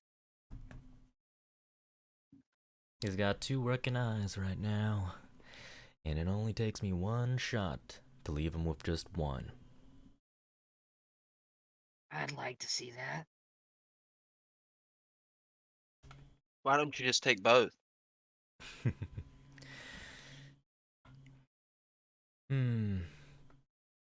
I mean, I could leave a guy blinded, but even that's a bit much for me. Tell you what, I can take the little runt's eye. I can take one of the runt's eye, with the other one. Why don't we? And he knocks the bean up into the air. Actually, well, what was your suggestion first? I What do you was wanna gonna say? ask Johnny if we could make a bet. A bet. A Interesting. bet. Of what? If you can hit both of his eyes, I'll pay you 50 gold. Both eyes for 50 gold, huh? Alright, alright. You know, chances are the little runt's loaded with cash. Probably has some sort of healer at the house who can get his eyes back. It's gonna cost him a pretty mint, though. Who knows? I hope this'll humble the little bastard. I'm just gonna need you to have him look this way. You know what to do, right? Just get his attention. I'll be on my way out. And make sure he's looking my direction. Both eyes. Hey guys, sorry to interrupt. I need to go do a chore for a second. Should be back in about 5. I'll listen in on headphones, but I'll be muted. Alright. Alright, Zorg. You've got do the I- plate. Do I see anybody nearby? Is there anybody close to me? In your immediate vicinity right now, the closest person would probably be around...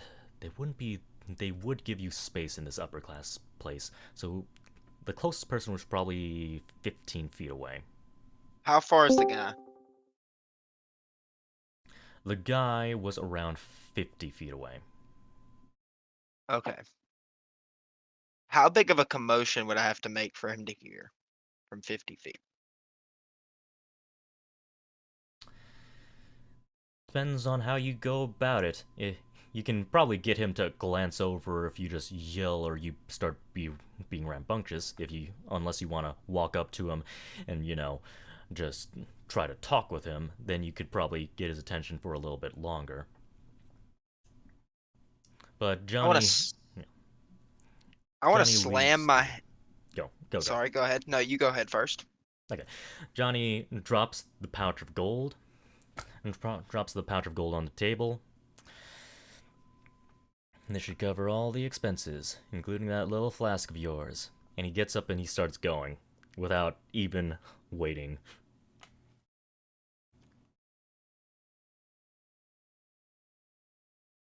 Starts leaving. Okay, and what were you going to do? What did you do again? You slammed the table? Yeah, I want to slam the table. Okay. You slam the table as forcefully as possible. Did you guys already drink all of your drinks? Is there a single drop left? Or are they empty? They're empty. Or at Okay. least mine was empty. Yeah, mine was empty. Alright. Slam the table. Full force? Full force. Strength check for me. Let's see how hard you smack the table and whether or not you break something.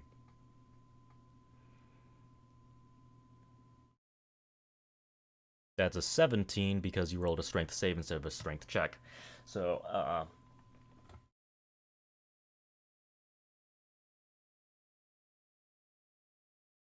you can kind of hear a small crunch. As Zorg slams the table with all his force. Everyone's eyes are on you, essentially.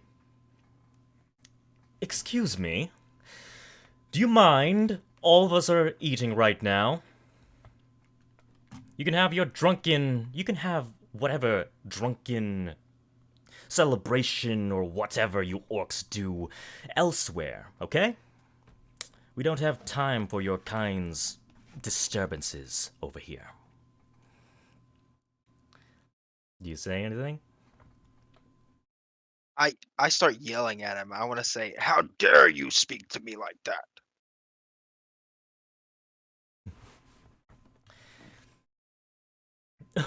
Oh, how dare I? Do you know where you are at right now? With a snap of my fingers, I could have you escorted off this property. Security are nearby, I'll have you know. And it isn't going to take much work to drag some drunken orc out.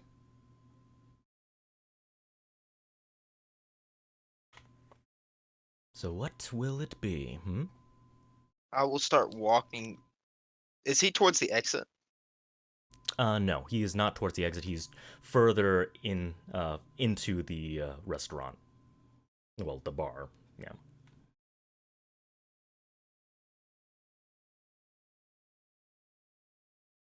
But yeah, you start walking to him. What is what's his name? Johnny. Johnny doing? Is he still walking towards the door? Yeah, he's walking towards the door. He's got, you can, like, you quickly glance over and you see that he's definitely got 2 beans. You can see, it's like, he's right next to a security personnel right now. And he gives you a thumbs up. And he, like, gives you a signs like, just a little bit more. Get security in, away from me, and then I'll take the shot, essentially. I want to start walking towards the guy. And where do I see the security around him? Because I'm like, if they don't walk towards Zorg, I'm gonna try and intervene as well. Oh, it looks like we have a fighter. Security, to me, please. And the security right next to Johnny they do start making their way over, making their way over to Zorg. You see Johnny flashes not just 2 beans, but now he's got around 5 beans. It looks like he's planning on hitting security as well. All right. I want to whip out a few gold coins and say, "I'm sorry for making a ruckus," and I want to try to hand it to the guy, like standing like kind of away from him though. Okay. Puh. Petty peasant change. Very well, I'll take your token of gratitude. I suppose, in a way, you're offering me everything you have for forgiveness, so a magnanimous soul like me, I'll forgive you just this once. And he goes out to reach for it. And let me just remember exactly what bonuses he has. So he has that bonus. Yeah, he should have roughly this much. And I'm going to roll this with advantage. Ooh.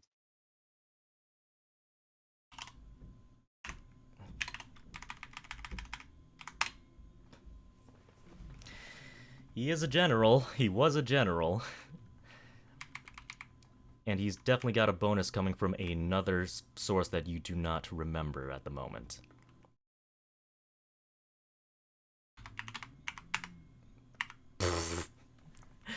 Hold on. That's a crit. That is a crit, buddy boy. Oh boy. Keep highest 1 plus that.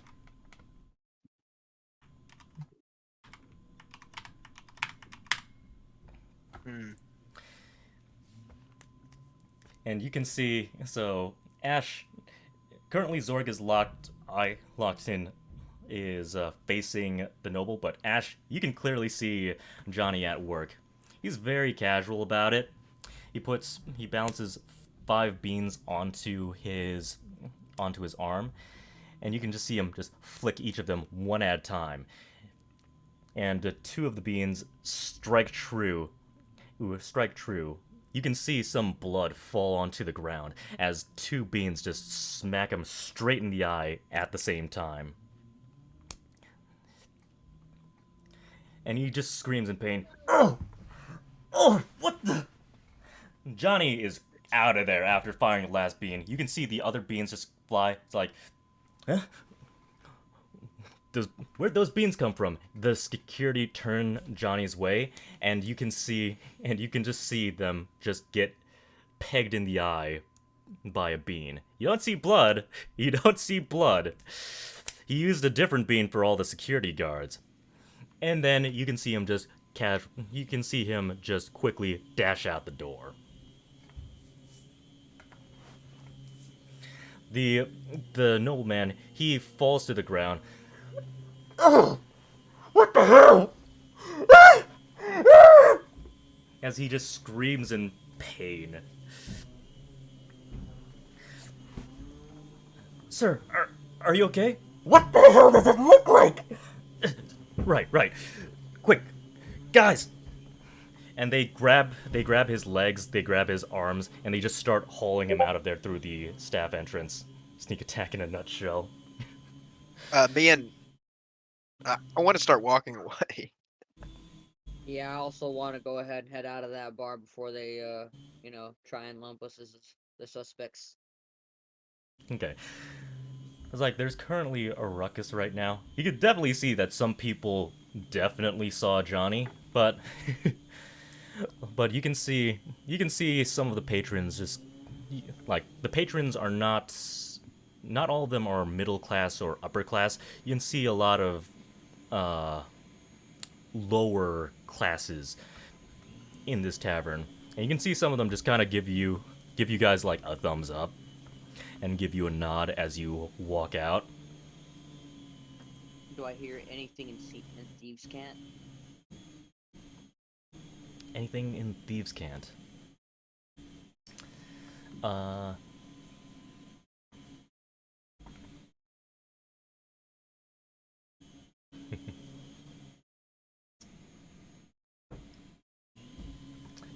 No, you don't hear anything special in Thieves' Cant, but you do get the impression that some of the commoners here like your vigilante justice. And god damn it, hold on.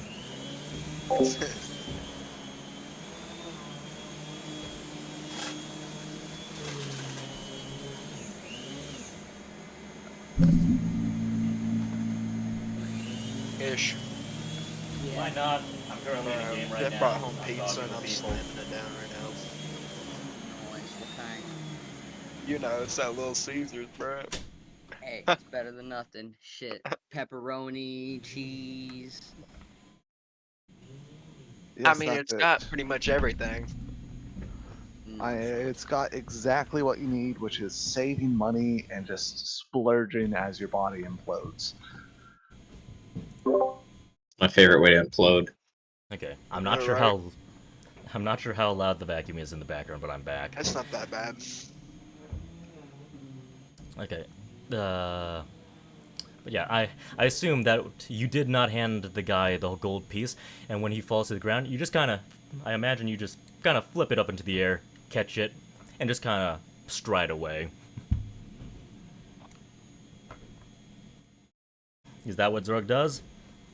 Zorg will do that. Okay. All right. You catch up with Johnny. He's a couple blocks down. He's definitely made it out of there very, very quickly.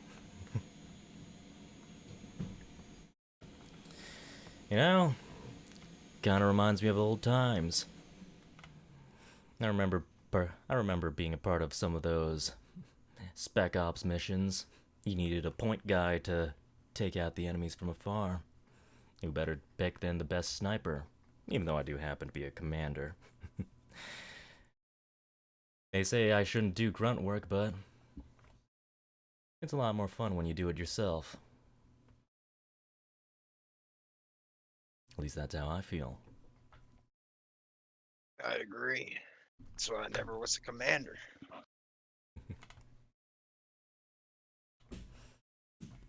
Yeah, commanding can be a bit boring. But it's good to see you, friend. If you ever need a good artillery specialist or sharpshooter, you know where to find me. The usual place, our usual bar. I still do want to hand him the 50 gold for the bet.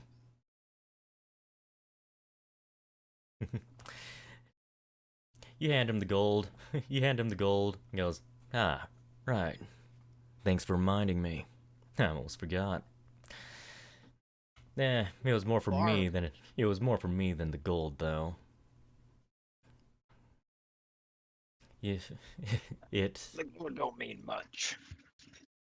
Nope. Just like old times. Yep. You'd think that we worship Rukari, the god of vengeance. And he spins the gold sack around. He waves you goodbye, and he starts walking off. See you later, friend.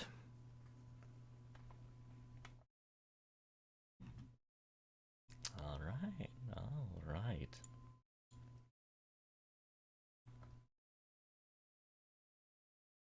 Zorg is a warrior. He lives for the battlefield. All right. At this point,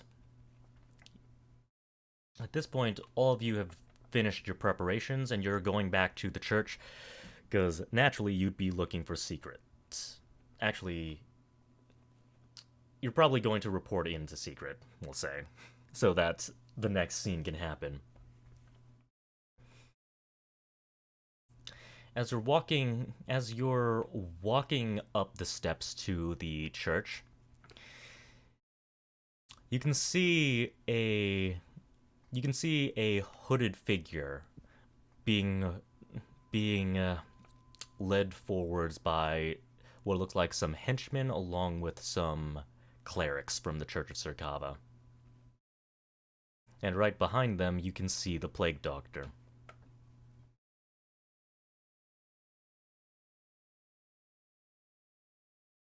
If any of you want to say anything or comment on anything, you can feel free to. If not, they're just going to move directly into the church. Petey, where you going? PD. Like, he looks your way, he sees that you're clearly looking at him, and he goes, PD? Is that your nickname for me? What, can't you just call me Doc or something? I much prefer something like that.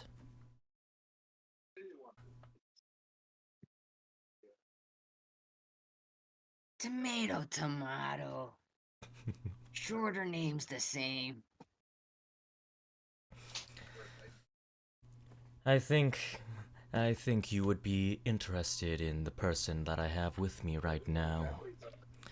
I feel that all of you should get to know the truth. The truth of... well, you'll see. And he waves you guys to follow along. Let's follow him. It's always nice to get more knowledge. So, just setting the scene, I do apologize for this, because I had stepped away for a little bit. We walked up to the temple, we saw people going into the temple. Shadow, Snitch said something to them. They offered to have us follow them to get knowledge. Is the entire party there? Yes, essentially. Like, you guys all meet back up. You're gonna report into secret, and then the plan was to report into secret and then head off to the mine, so you're all currently there right now. You happen to meet up right at the front of the stairs, just in time for this. Okay. Alright, and you guys follow him, his henchmen, and the clerics into the church. You are brought into let's see, what would be the proper scene for this? This would be part recreation building as well as part church.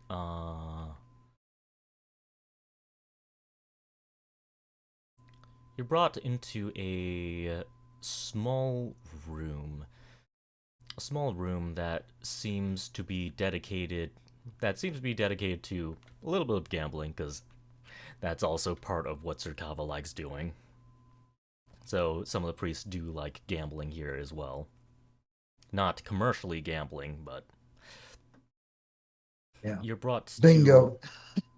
Yeah. So you're brought into this very small. You're brought into this, I guess, moderately sized gambling hall, and all of the higher ups of the church seems to be there, at least in this city state, and that includes Secret.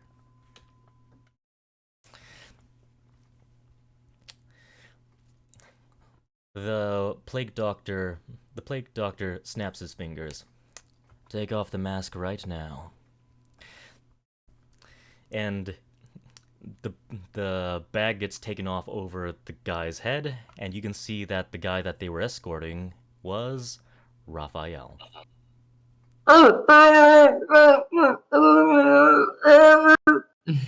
Does he look hurt? No, he doesn't. Oh, he might have some small bruises on his face from when they slapped him around earlier to keep him from casting spells, but other than that, he seems to look fine. All right, so it doesn't show signs of extreme damage. Okay. Yeah. My hands do go to my tools, but I withhold action for now. He says, "Quiet. You will get your chance to talk in just a moment." Am I like gagged or anything, or am I Yes, like actually you are able to gagged. speak? Okay, You're that's what I gagged thought I because was. you're a That's why I was like, spellcaster. I was like, am I sounding like an idiot right now? Or You are gagged. You are gagged because you are a spellcaster and they don't want spells. Yeah. Especially a bard. Yeah, I get it. And he says, I advise you to cooperate with all the clergy here.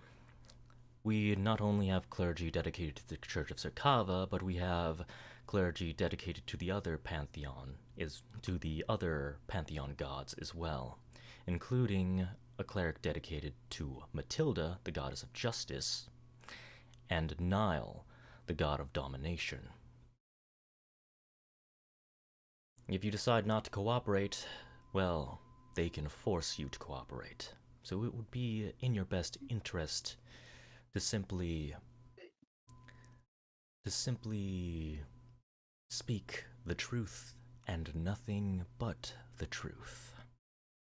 Do I see Kaz anywhere around? Cass? Yeah. Cass? No. Cass does not have the authority to be up here. Damn it! Right whenever I was trying to call in a favor. Save me, General!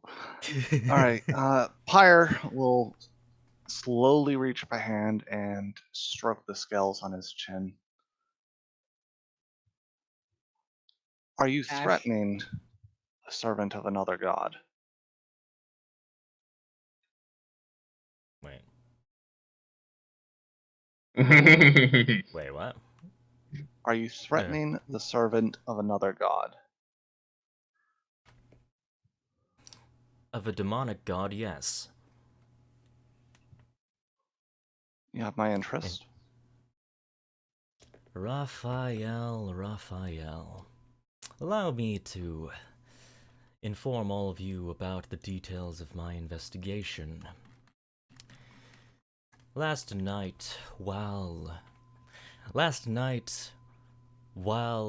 I was giving the reward to the mercenaries over there, which included this man, there was a peculiar little incident.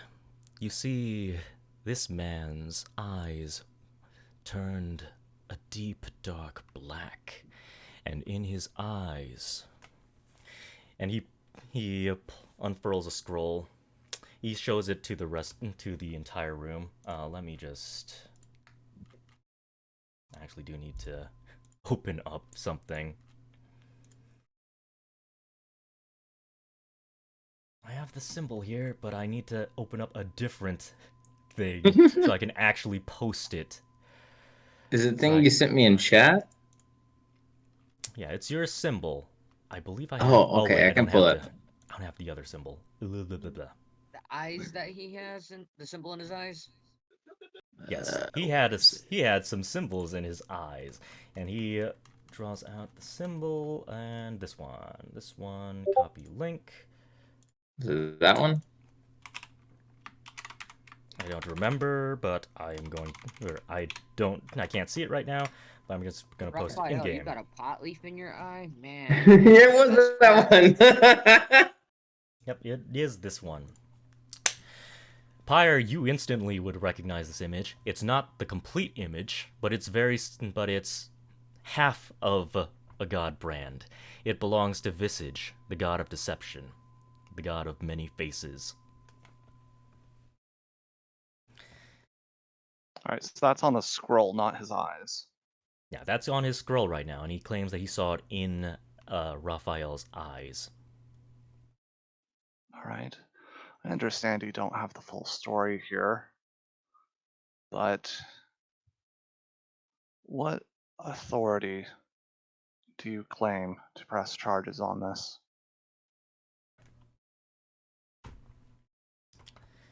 What authority do I claim? Yes, what is your rank, deity, your leverage? I'm not questioning it, I'm learning of it. I'm understanding your position, your input. It's very easy to act quickly in this situation. I want to understand it fully. The god of poison and medicine. You would understand this is an exiled god. It's not part of the current pantheon right now. The god of poison and medicine, Dredge, says that the strong will survive and the weak will die, and you need to use every advantage. However, this is more so for the security of Vir. I believe I don't have to tell you what doppelgangers or what worshippers of the god of corruption are capable of. If even one infiltrates the rank... Do inform me. Why is your judgment better than the literal interference and judgment of Sarkava? What authority do you hold over him?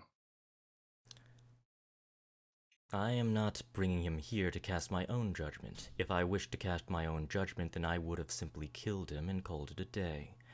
But I'm bringing him to this church for the purpose of Sarkava, at least servants of Sarkava, to be witness and to be the ones to cast judgment, because his case is not a simple one. Most demons and cultists are eradicated as soon as they are found. The ones that you eradicated in the sewers are no different. I believe you never gave them a chance or a choice. You saw them as monsters and you exterminated as you see fit. Considering the bugs that replaced their brains, I would no longer call them people. Indeed, which brings into question whether you can call this one a potential shapeshifter, a human still. You being When racist. did you discover his nature, or even suspect? What is the timeline here? I feel like you're just being racist.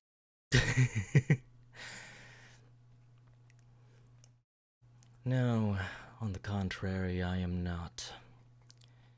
When I saw his eyes and saw those symbols, it made me wonder, had the god of deception finally found a way to hide god brands? Does that mean that there are more people hiding amongst us? This is a threat to bring to the attention of the gods and servants of the gods, that there could be infiltrators amongst our ranks. And this man could be one of the first many. I look a little nervous as I'm hearing all that, and I'm just trying to think of, and I'm hoping that my mark is hidden, and that they're not sensing anything, standing in front of all these high priestess motherfuckers, or judgy mofos. It is the question. It is the question. How trustworthy is he? If I figured that he was merely just a cultist, I would have killed him. But I've brought him before all of you to gain Sarkava's wisdom and judgment, because I know he tends to show mercy. I do not fully understand the situation, but I am beginning to see. I am the son of innovation. I do not align myself with chaos, with cultists, none of those. However, I did make an agreement with Sarkava himself. And I am, let there be no doubt, the direct son of Zygon. With these two as my witness, let us begin the trial. However, keep in mind that this individual signed a contract to work for Sarkava under his supervision of the signing of the contract. So either this individual has replaced the Rafayel we knew, or he has deceived Sarkava, or, and he raises the claw, the contract's specification of a change of fate implies that he is not yet fully corrupted, but can still be stabilized. Indeed. That is what we will determine today. Now, first off, Rafayel. No, wait. I shouldn't call you by that name. What was your name again? Out of character. Would he actually have any inkling of what your real name is? The funny thing is, I never actually said it. I only referred to myself as me, and was very careful at not saying it. Okay. I don't believe your name is Rafayel, and it certainly is not Lord Cunningham. I can't actually... To be honest, I can't quickly identify you, though in a few days I might be able to. But your identity does not matter. For the moment, for the sake of simplicity, we will refer to this individual as, not Ham, Bacon. Yes, Bacon.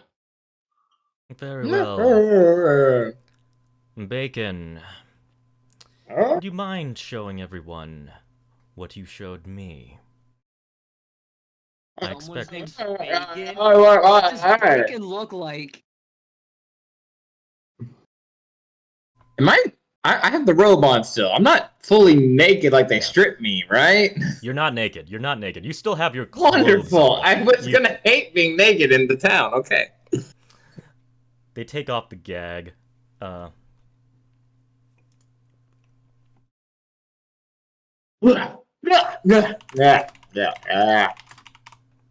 Oh, that was nasty. Was that one of your socks? It had to be. One of your underwear? You're in the your wife's underwear? Please choose your words wisely. Yes, you're in the presence of multiple demigods as well as high-ranking clergy. If you wish to come out of this, we expect, well, for you to not waste all of our times. I'll look straight at Pyre when I say this. Well, at least now you know it's me, right? Was that good enough? Cold, hard stare. The cleric of justice says, "You will speak the truth and nothing but the truth. Do not resist." So help me, God! And she has a staff, and she strikes the ground. It gives a resounding, echoing clang, and you feel the zone of truth circle around you. Is Sarkava aware of your true nature? Are you saying this before or after this zone of truth is going on? Okay. After the spell and looking at Rafayel. Okay. My character, I just want to explain this out of character for a second, feels it's an assault on his being when a zone of truth is activated. So his natural, just very instinctual inclination is to always resist. Okay, go for it. And in this case, with his newfound party, I don't know if that's not enough to not at least try to go off by itself. But because of the because of the ordeal, because I used my necrotic shroud already for the day and I only get one use, I I wouldn't be able to manifest it, actually. But you have teased it in the past, so you would at least be able to tease it as far as what Tease you've it. Okay. shown. Yes. Okay, to be honest, I want to tell the entire party, I hope I fail this roll. But it's just what the character would do. Please don't die, Raphael. I love you. I want to play you. I think this is an amazing character. Please fail this roll, but you would resist instinctually. This is how I die. Charisma saving throw, if you don't remember, by the way. I do. Oh, it's my charisma saving throws are so good with the boosted stats. Can I get disadvantage on it even? Like, make it bad for me? If you want, you can roll it at disadvantage if you want.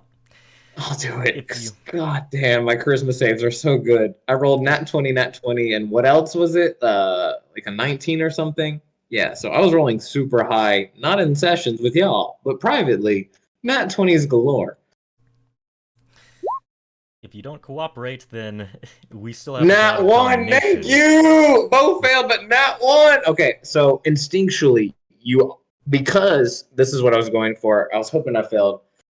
You do see the black eyes emerge, the symbol, like if you're really looking at his eyes and you're close enough to see into his eyes, you would see the faint marks of it because it looks black on the black of his eyes. So it's like black on black type of deal.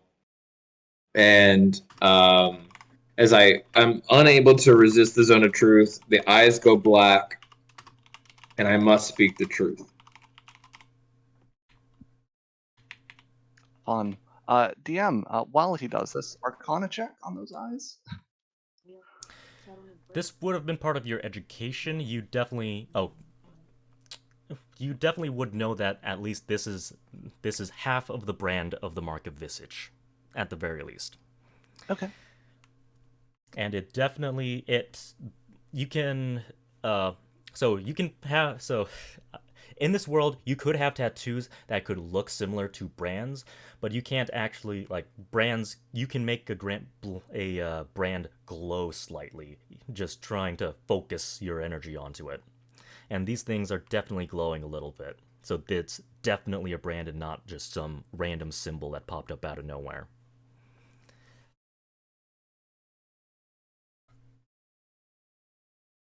All right. You hear a whole bunch of gasps from around the room, and you can see, like, Secret looks like he has a bit of a conflicted face on him, like he's a little shocked as well.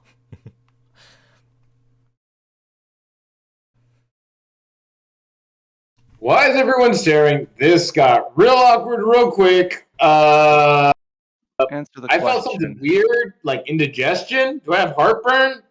What's going on? Does Sarkava know of your nature, who you are? I don't even know what the fuck everyone's freaking out about. I got glowy symbols on my back, weird looking, creepy bone wings coming out my back. What the fuck is going on? Like, I'm in a church, like, you kidnapped me, you stripped me naked. Great questions, huh? Pyre is reaching into his purse for a coin. While he does this, does anyone else want to interject or say something? Looking at everything that I'm seeing, would I know of the symbol or of visage that they're talking about? You do have a history of cultists again, so I will let you roll a history check. You do have a history with them. Alright, I'm gonna have to start rolling through the app on my phone because for some reason, no matter how many times I've exited a session of war, character sheet's not popping up. Nothing's popping up? Okay. I can roll it for you then. Okay, history. Well, I mean, there are 3 demonic gods right now. It's definitely not the Mark of Rosend, and you've seen the Mark of Solemn. So it's probably the Mark of Visage, but you've never really seen the Mark of Visage before. The Mark of Rosend is the only one that you're truly familiar with.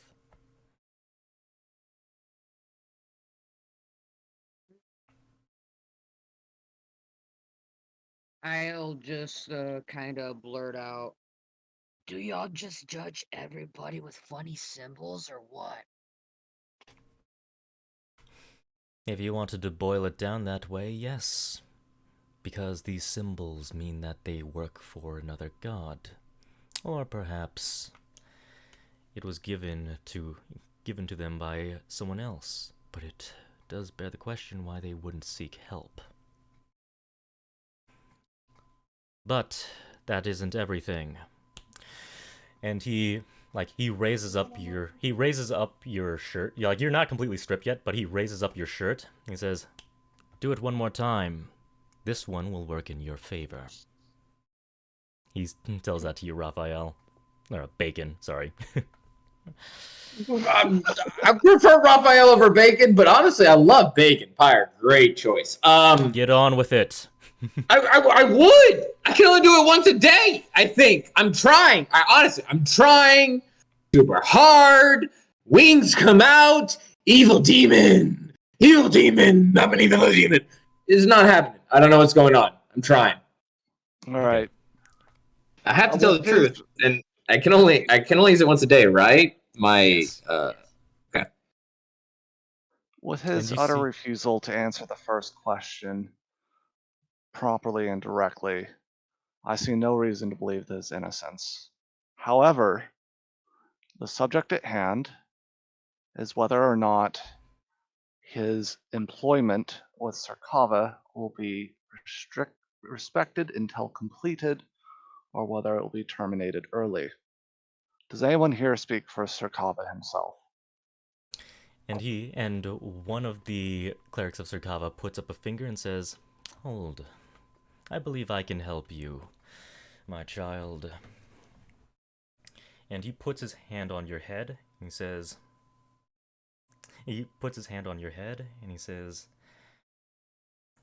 "Through this, we shall reverse fate, at least for one thing."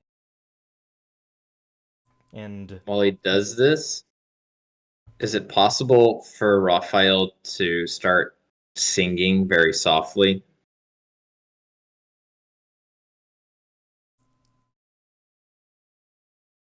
Not to cast a spell or anything, but to sing while he's casting the ritual. Make a charisma check just to see if they freak out. Make a charisma check. Because you are a bard. Music is... That's a 1, though. Second, that 1. Okay, cool.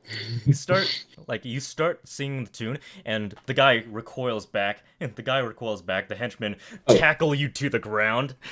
Sorry. I was trying to set the mood. I have to tell the truth.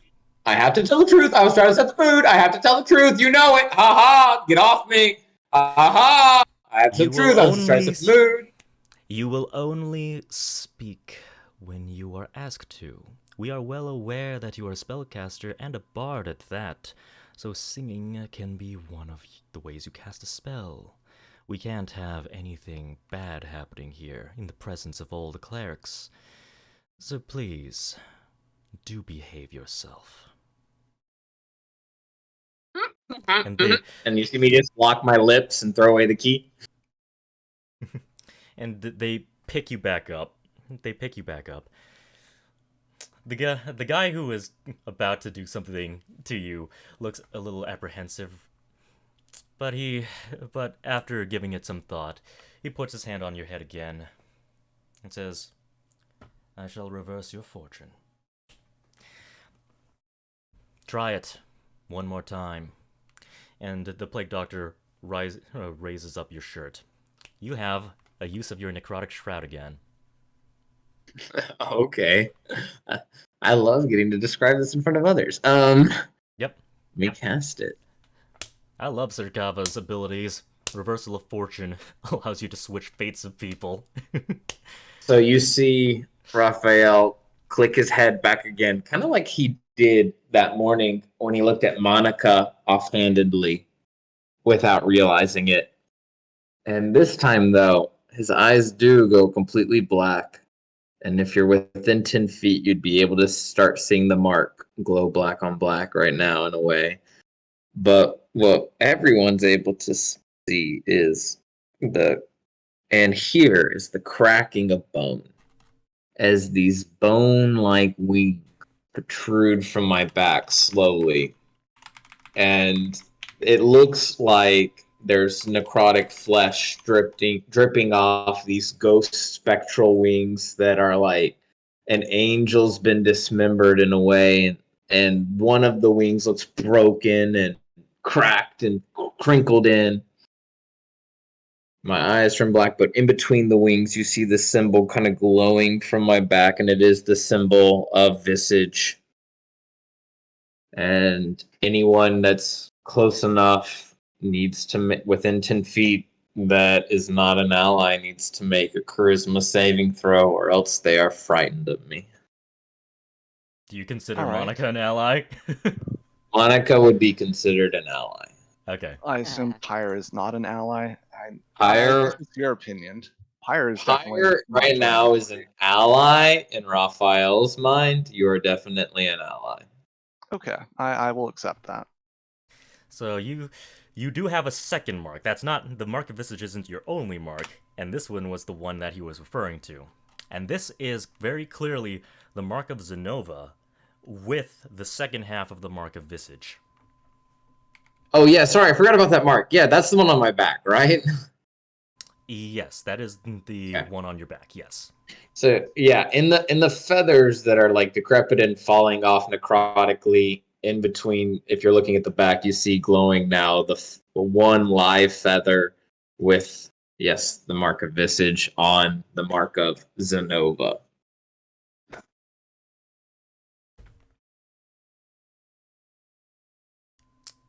Yep, and Interesting. yes, it is very.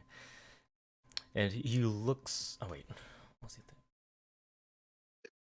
Everyone, first, I just need to make the charisma saving throws. For whoever's within 10 feet who's not an ally. I hope the Plague Doctor's within 10 feet right now. I'd love that karma. After, like, can I tell the party what happened to me now that we're here at this point? I mean, I would argue that you've currently been told to zip it. Okay, never mind. I'll wait for later. I'll wait for later in character. I'll wait for later. Keep it in character. They'd be much more interesting. Yeah. I'll wait for later in character. All right, so Pyre seeing this will say, well, the nature is laid bare, but there is conflicting marks here.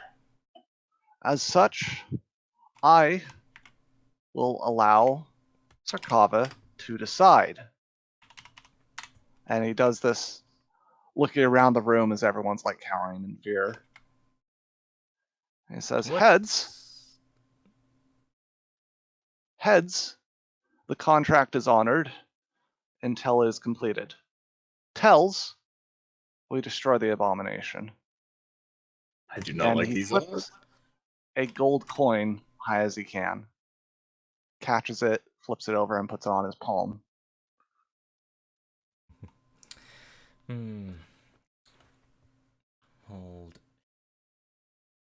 Hold. I believe, hold. I'll say he's flipped it, caught it, but he hasn't uncovered it yet.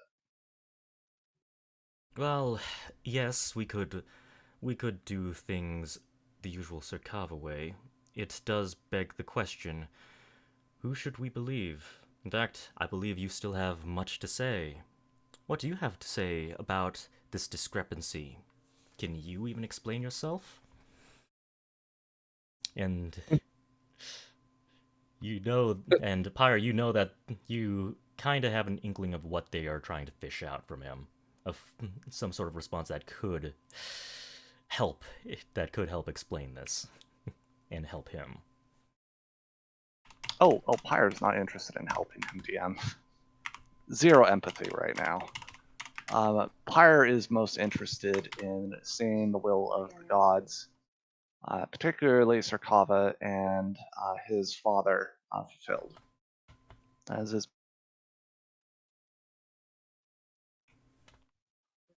but he will hold. If there's relevant information, intelligent information, yes, he will share it, but he does not do it from a biased standpoint. It is a textbook answer. All right.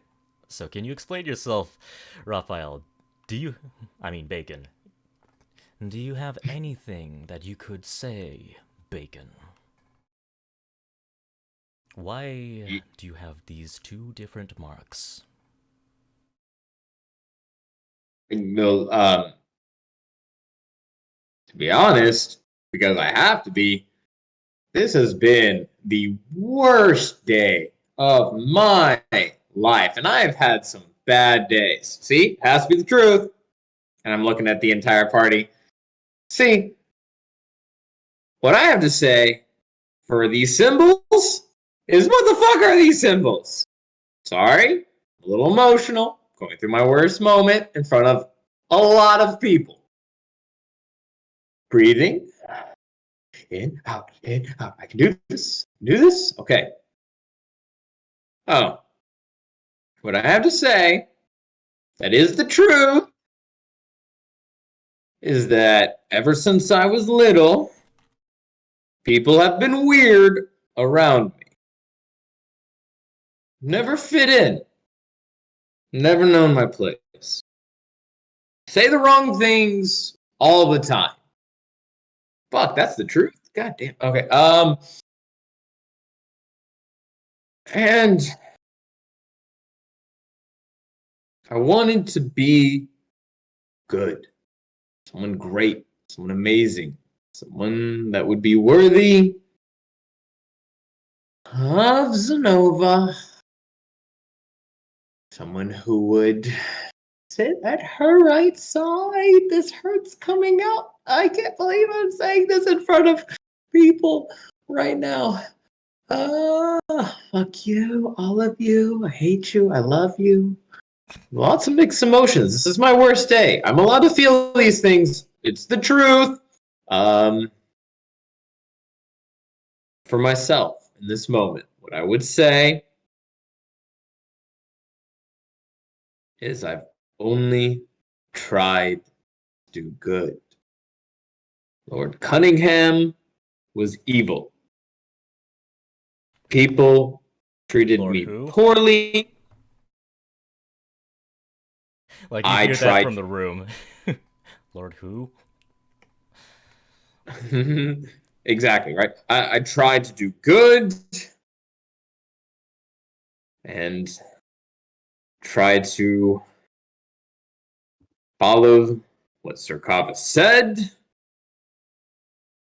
And instead, I was kidnapped, stripped naked, questioned, brought in front of a church, and now I'm being asked how I am supposed to explain things that have literally been unexplainable. Okay, I vented, so I think that's all I got. I guess the only last thing I could say would be to change my fate. Sir Kava, I'd like to cash in that favor now. I don't think I said the right things, but I have to tell the truth. You hear a doorknob turn. You hear the doorknob to this room turn and open up. And you guys see the knight from earlier. And he walks into the room quietly, closes the door, and he says, "Pardon my intrusion, but as an envoy of Zennova,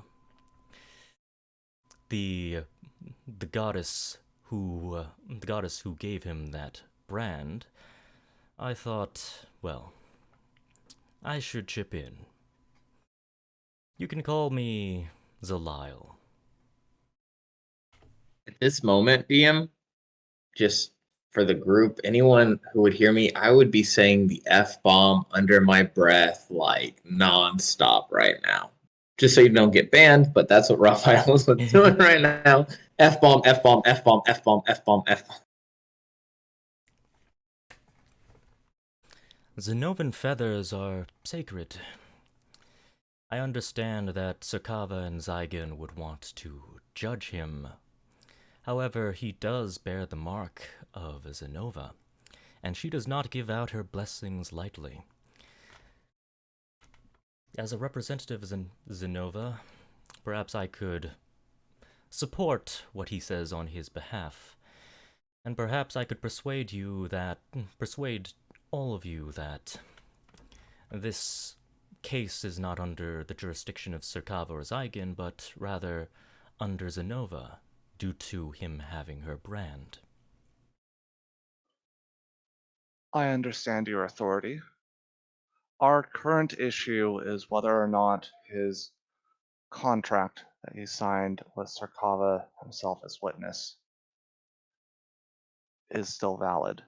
As to his continued existence, and he looks around the room, I believe that out of character, what's her name again? The goddess Zennova? Zygon? Zennova, thank you.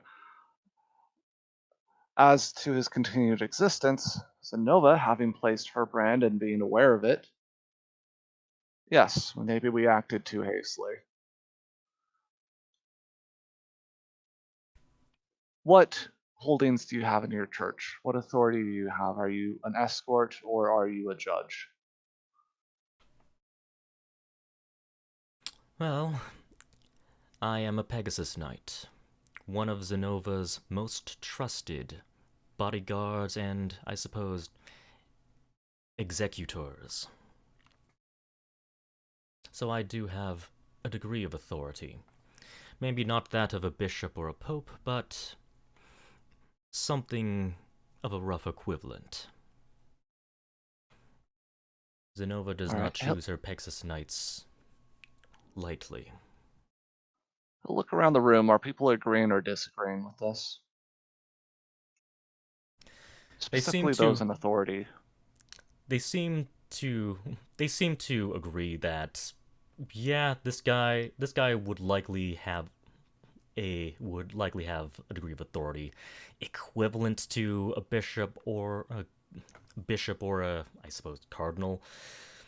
Not like they're not going to be laying down clerical law, but they are big shots. They're essentially like the bodyguards to Zennova as well, or yeah, very high in authority, though you can't exactly nail it down. People obviously respect them. All right. I would ask that a representative from Sarkova go with you and Rafayel, if necessary, to relocate, or if you want to carry out your judgment here, go ahead.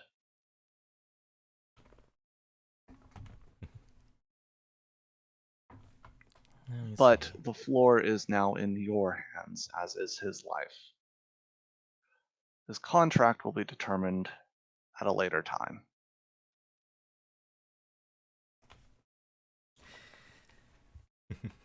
Let me see. Blech. You know, the thing is, I've written paragraphs on essentially NPCs arguing with each other, but I might skip that. I don't know. Yeah, Pyre is a dick. He's like, I'm in a different church. Yeah, this has nothing to do with my god. I'll be the representative. I'll be the speaker of the house.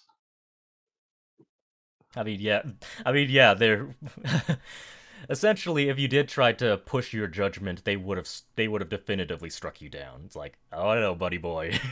This is the Church of Sarkava. The Sarkavans have the floor. Yeah. Everything Pyre did was opinions, statements of fact, statements of viewpoint. I don't think he was ready to do a judgment. And had he shown the coin, it would have been to even give Sarkava a chance to show his will. It would have been to give the floor to the Sarkavans to determine what it actually meant when the coin was flipped.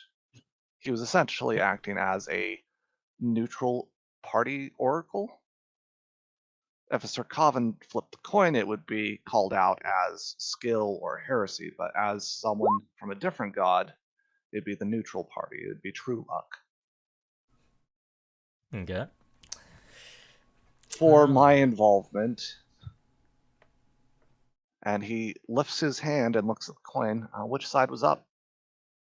So I was up. Could you repeat what were the conditions again? Head was one. Gold coin. Heads is contract is kept. Tails is contract is canceled. Heads, contract is kept. All right. I hold it up very gently and show it to all to see. That it landed on heads. I announce it as such for those who aren't close enough to see. I get those who are near me to witness of it. I pass the coin around to show that it wasn't fake or anything. If I get it back, great. If not, I'm out of gold. But that is Pyre's involvement.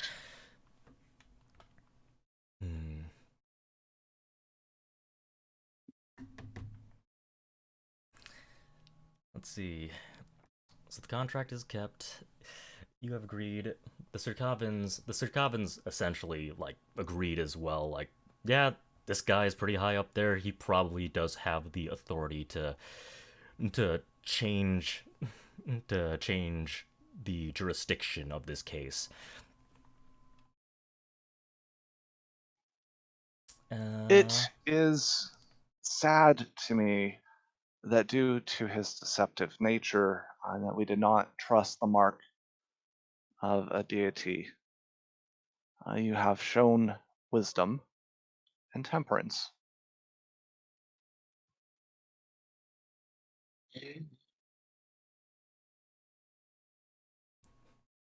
And the Circavans agree and says, as expected of a chosen Pegasus Knight of Zennova. With a sweeping bow, Pyre will step back. I will be taking Zaliel now. And after he says that, he puts his hand over his mouth. It's like, shoot, I wasn't supposed to say that. You son of a... I mean, why are you here? I don't even care that anyone else is around anymore. I'm at the point of embarrassment, and now I see who I think I'm seeing at this moment. Yes. Why are you here? I could ask the same of you, my friend. Just a string of F-bombs, just over and over. All right, that's just all the Rafayel's. He's just a mess at this point. Perhaps we should do this here. Zaliel, I know what you did, the Lord Cunningham incident.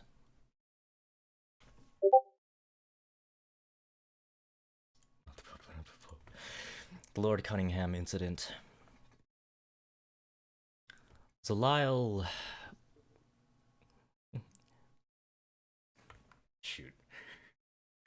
Now that the narrative has changed just a bit, I need to think as to whether or not he can say this, and if this would make you look even worse. Take your time, DM. We can pause, but do what the character would do. Yeah, with the character, if I know Rafayel, I mean Zaliel at this point, then this would probably be done with either the party and Rafayel, or it would be done with just whoever has. No, we all have godlike parts. So yeah, it'd probably be because we're all contracted with Sarkava technically. So yeah, it would probably be the party and the Pegasus Knight that just came in privately after Sarkava's church lets me go. Otherwise, if this is forced to be done in front of others, take it away.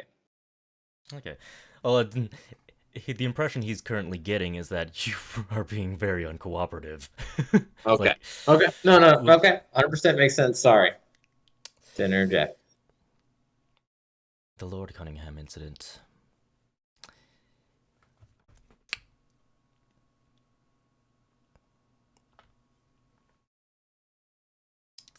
Lord Cunningham was guilty of many things, sending children off to die in war, abusing children, kidnapping them. Zaliel found out about what the Duke was doing. He could have chosen to take justice into his own hands and murder the Duke. But he chose to trust law enforcement, Zenova's law, and the government, even though he knew that the Duke was an influential figure. His refusal to take justice into his own hands, it shows how deeply he believes in Zenovan doctrine. Be merciful and fair, even to your enemies. He didn't even take credit for his deed. Though others would have seen him as a hero and praised him, he really didn't care whether anyone sees him as the hero or the villain. It didn't matter to him. All that mattered was that the unfortunate were shown compassion. The wicked, while they should be punished, should be treated fairly. And the good, they should be rewarded. If we're in the territory of speculation, remember that the Mark of Visage causes the bearer to be more deceptive. He's a charlatan and a sham who's lied about his identity, even to his co-workers. We don't know the full extent of his lies, manipulations, or inner demons. It's possible he's one of many undercover corrupted who have infiltrated society. It may be in our best interest to keep him for interrogation and research how he hides his brand. I don't like this guy. He's creepy. He's creepy worse than Monica. Monica, take me. Take me now. And Monica fidgets with her book just a little bit. You can hear her rapidly flipping through pages, and you can hear her coughing just a little bit. Stefan, were you talking? Because I couldn't hear you. Sorry, I thought I heard Stefan for a second.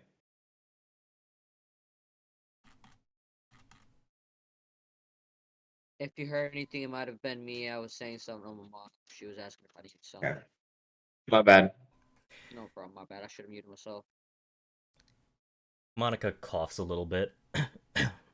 I don't know if this is relevant, but 100 years ago, around 35 AD, the Archmage Bastion Vale and Nile, the god of domination, conducted a research project whether a demon brand could make someone inherently evil. Tracking a number of tieflings and genasi from birth, they found that the nurturing of their environment was important for their moral growth. So a brand doesn't automatically mean someone's evil. Perhaps they simply descended from a person who bore the brand, or were given it against their will. I can only speculate. I love this chick now. You can have a vial of my blood if I live, but only if I live and only if I can sleep it off. People like give you a like, the fuck are you talking about? And the fuck are you into, lady? Likely due to his alterations, it's highly probable that a close ancestor could have passed down the mark. I mean, like how demigods can sometimes pass down brands, just like the ones in your church. And she kind of fumbles around with her notes for a little bit as she falls silent. She speaks from knowledge. She is very knowledgeable. She may not know it's not appropriate at times, but you should listen to some of what she says.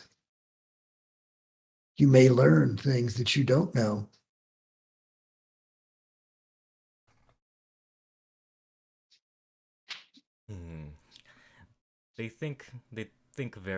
The Circavans all think very deeply. And Secret is the one to speak up.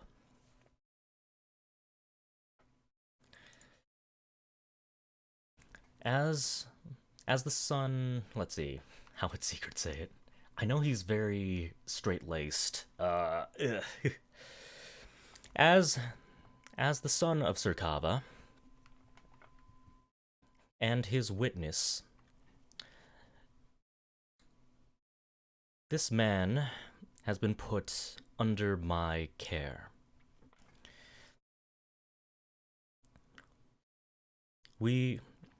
Under my care. Unless my father tells me otherwise, the contract is still set and is not nullified. And if he does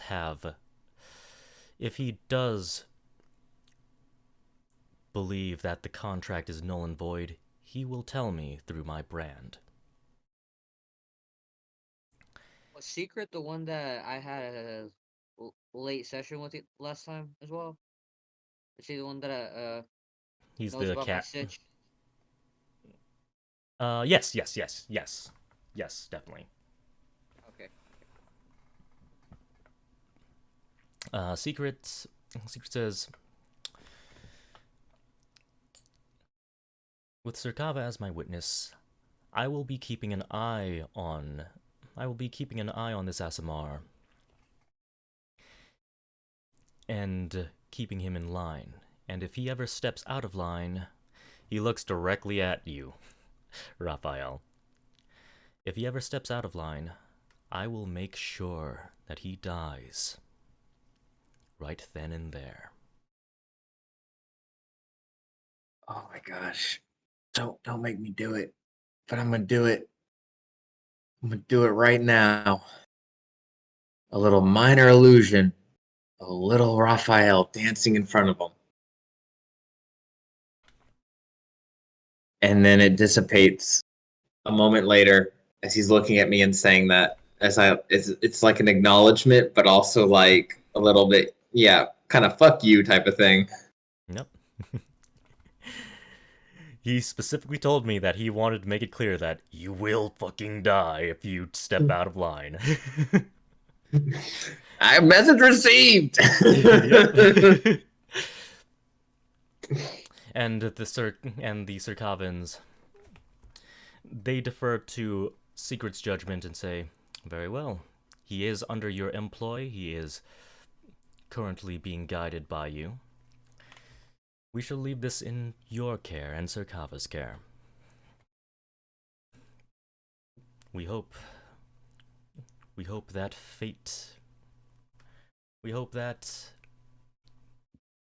what would be a phrase? Yeah, I've forgotten all the phrases.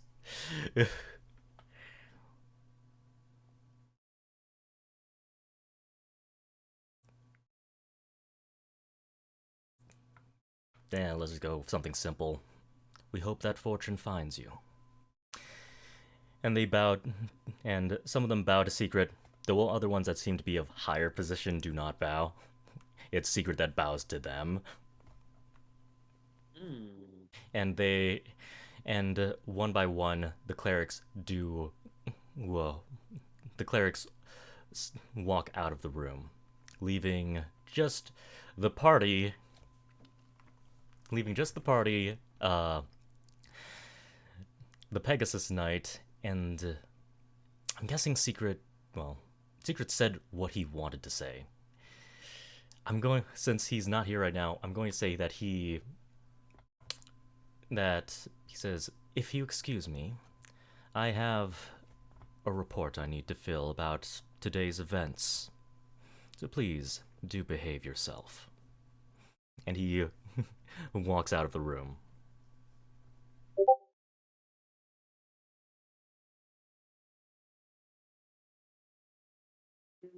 You can see... you definitely see some clerics seem to have a little bit of sympathy for you. You even see that Monica seem to care about your situation as well. Ooh, okay.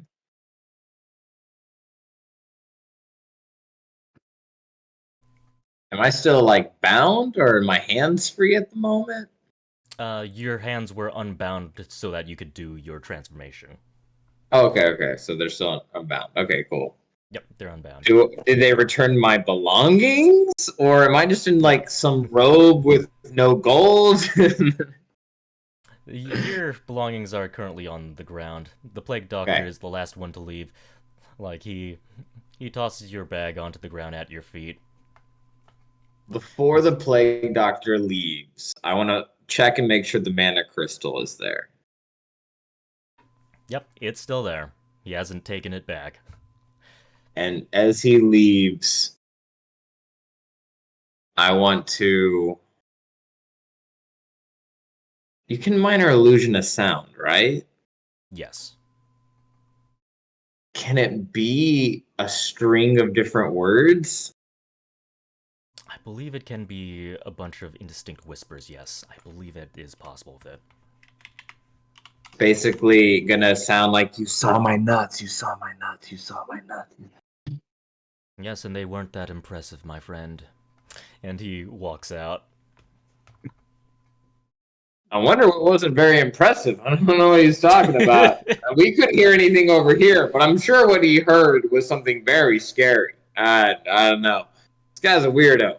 But anyways, guys, thank you. But this has been very traumatic.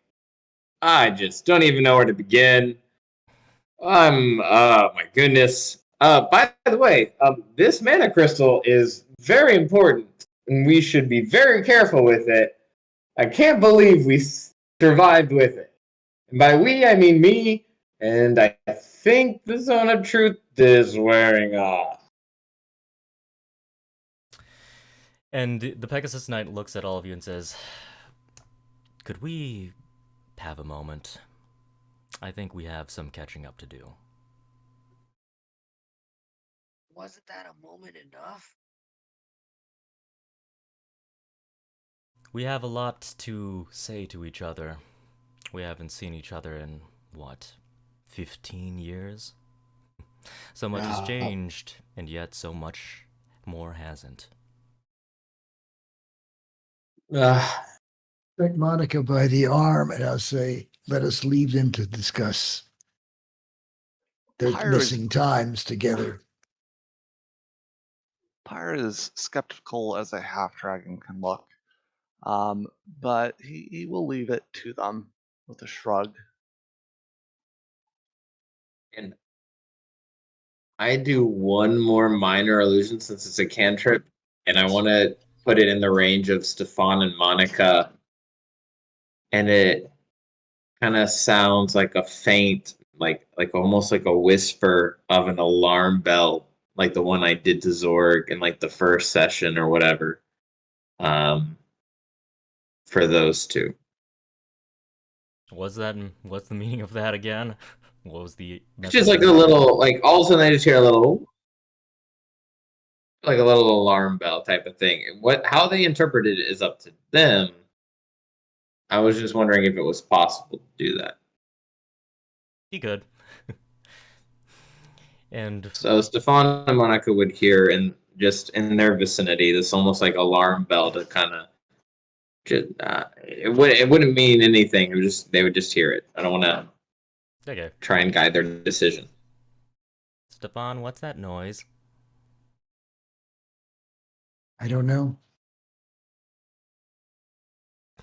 And they A leave warning, the room. possibly. Keep your eyes open.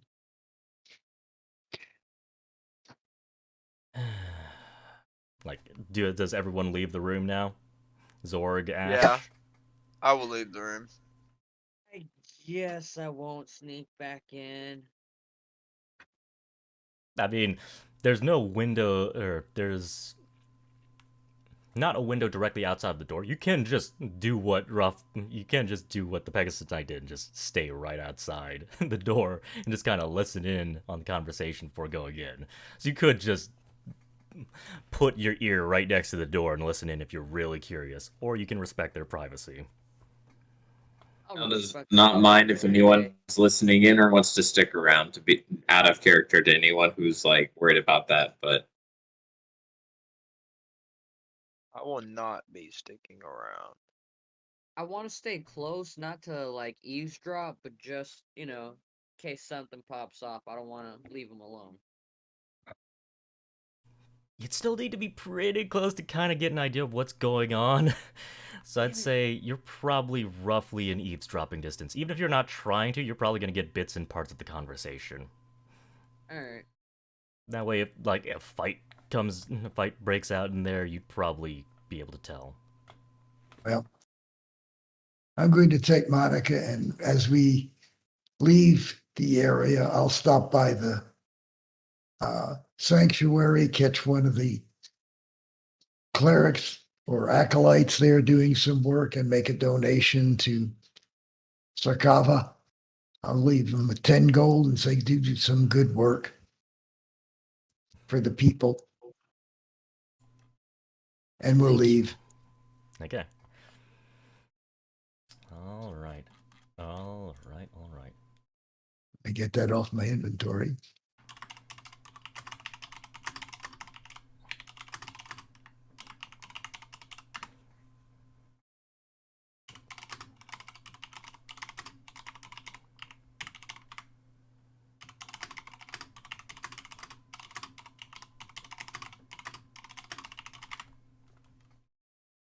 Okay. All right. So there's only one person who says that they're going to be in earshot range, essentially. Ash. Going once. Going twice. All right. None of you are close except for Ash.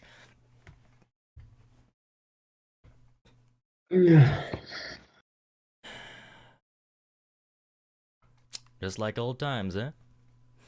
One of us gets into trouble, and the other desperately tries to bail the other out. All time. When have you ever needed to be bailed out? I've always been the one who would take the fall, if you don't remember how this whole charade began. Mr. Hero, Mr. Oh, Zennova loves me so much. Whatever you are. Thank you for coming to my rescue yet again, Rafayel. Is that seriously what you think of me? It's been 15 long years, and we don't even know each other anymore. You've forgotten a little tit for tat, huh? You think, oh my god, he said something. I can't handle it.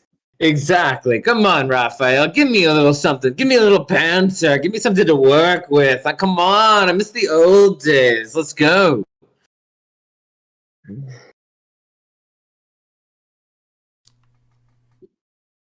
Like, he looks to the side. He looks to the side and he says,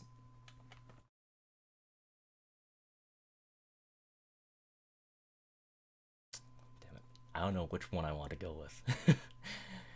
What would make the conversation flow more naturally?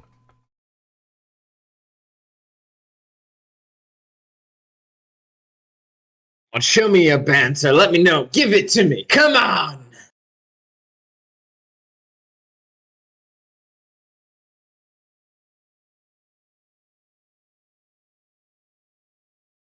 Why exactly do you think of me so highly, my friend?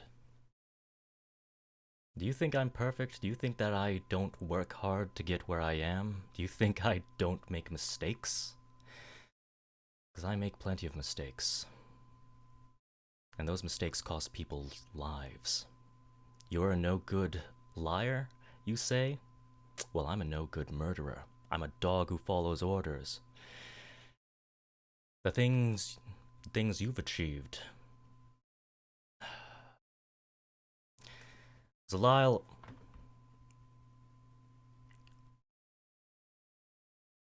you're always putting yourself down. You're always comparing yourself to me, or comparing yourself to other people who are stronger, faster, smarter than you. But you can do things I can't do, and you should be proud of it. I'm inept at magic. I can't cast a single spell. But look at you. Sure, it's not as impressive as, say, an archmage. But you should still be proud of what you can do so far. And I could never have taken down Lord Cunningham the way you did. There's things that only you can do. My Oh my goodness, how do you say world's greatest orgasm in Celestial? For you, Raphael, the heir to be right hand of Zennova herself, to say this to me is fathomable. I don't know how I'm going to eat for a year. I don't know how I'm going to ever have sex again. Like, you've ruined everything for me. This is the greatest thing that anyone could have ever said to me.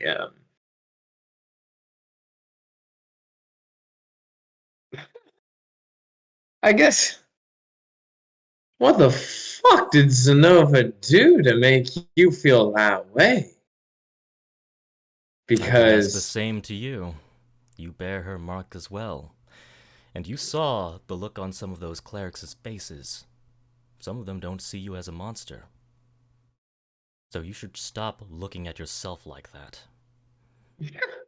well, it's easy to say. You try to spend the morning stripped naked and forced to tell the truth when you don't want to. It's just unbearable. I mean, today has been quite a day for me, and I do say, while you've made it my worst day become my best day, I do have to say, believing myself, not the problem. Big problem. Yeah, disparaging myself, sure. I agree. You know, you and I can agree on some things, I guess. I don't mind that. Bigger problem. Why is Visage such a big deal, and why do you feel so shitty?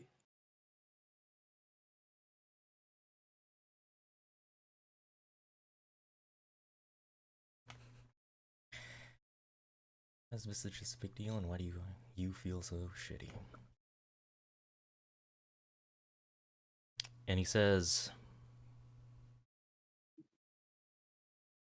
I've been wondering, you know, you've been wondering why you're so different, and I had been wondering the same thing too. Using my position, I decided to do a little bit of research. Your grandfather was a genasi. Not an evil bone in his body, I heard. And seems that his genes descended to your mother, which then descended to you. Things far beyond your control. Your mother disappeared. And I can't find a single shred of information as to where she might have gone. Only thing I know is that, well, he looks you straight in the eyes. I heard that her last wish was for you to fulfill your dreams. She spoke with a seer, and the seer said that this boy, if he wishes to become a hero, he will become one. The greatest hero of all time. And sure, sounds cheesy. I'm not sure if any aspiring parent would believe that. They'd probably think that they're getting conned. But I think you've shown yourself that there's a lot of good in you, even if other people don't see it. Do you remember the promise the whole class made as kids? You were still a part of it, even if you didn't feel like you fit in. We all made the same wish. Do you remember what it was? How could I? I'm gonna lie and say, yeah, I forgot. Yeah, now how could? Yeah, I forgot. Yeah, I forgot. Like, obviously lying, not trying to hide it. Okay. Alright. I'm not sure if you would really wish for this. Do you want to be a hero? Out of character? Do you want to be a hero? Out of character, Raphael's whole intention is to prove that anything can be used for good. So at the end of the day, yes. Okay. We all wanted to be heroes. I never forgotten about we all wanted to be heroes. I've never forgotten about that day, 15 years ago. A little bunch of teenagers doing pranks on each other, and a prank went too far. I thought being sent off to the battlefield to die along with my classmates was karma. And then you brought the man who sent us to the battlefield to justice.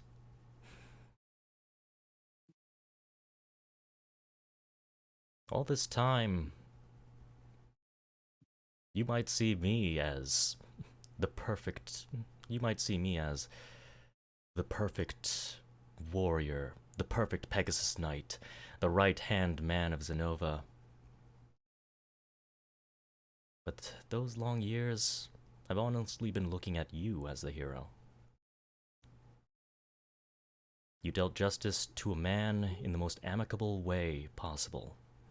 Definitely in a way that I could never have done. And here I thought you were traveling across the land doing good deeds, refusing to take credit out of the goodness of your heart. And I don't want that to be a fiction. And I hope that will never be a fiction. All these years, you've been the person I looked up to. And I'm the only person left who could look up to you. The other kids, they died in that war. I'm the only survivor. Wait.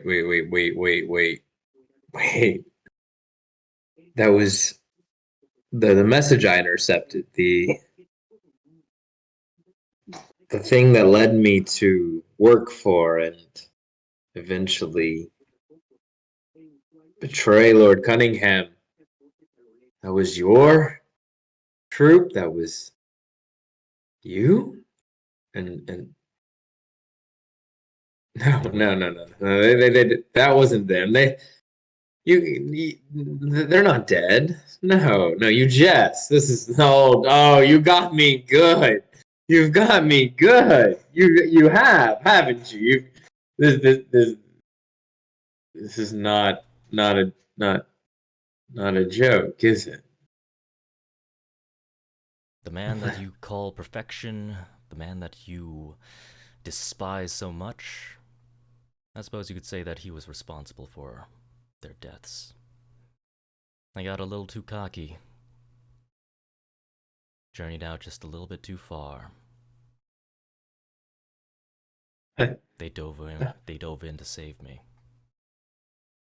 No. It must be a terrible joke that I was the only one who survived. No.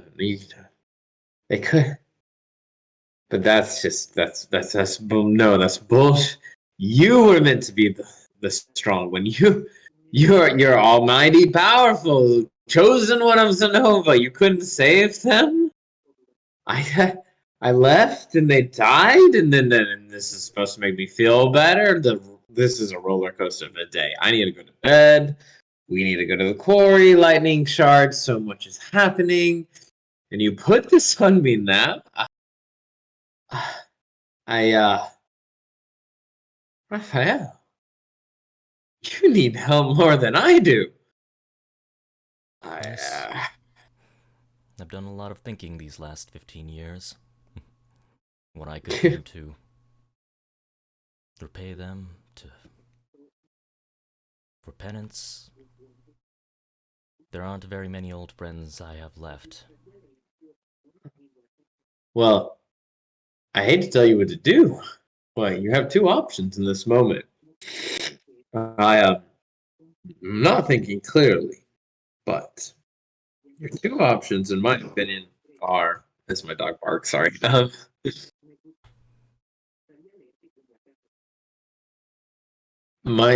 Your two options, in my opinion, are: one, to help me figure out what's going on with these shards, to surrender yourself from your position, which would be absurd, and the utmost of ways, and help Captain Rain and these kids that deserve a better chance here in Veer and make the world a better place through just being a Rain? common person. Kids? Yeah, I know, right? Exactly. Yeah, exactly. Huh? You said I was a good person. Now you can't even believe it. I knew it. Knew it. It was your second option. Like, I knew you who were are you lying. talking I about? didn't I even don't want to know believe these it. people. Well, I Okay. don't know these people. You don't Look, need to. Zaliel. Here's your second option. You Zaliel. confront Zennova. Figure out what's going on. You do you. I do me. Thank you for bailing me out, but this is getting weird. Zaliel.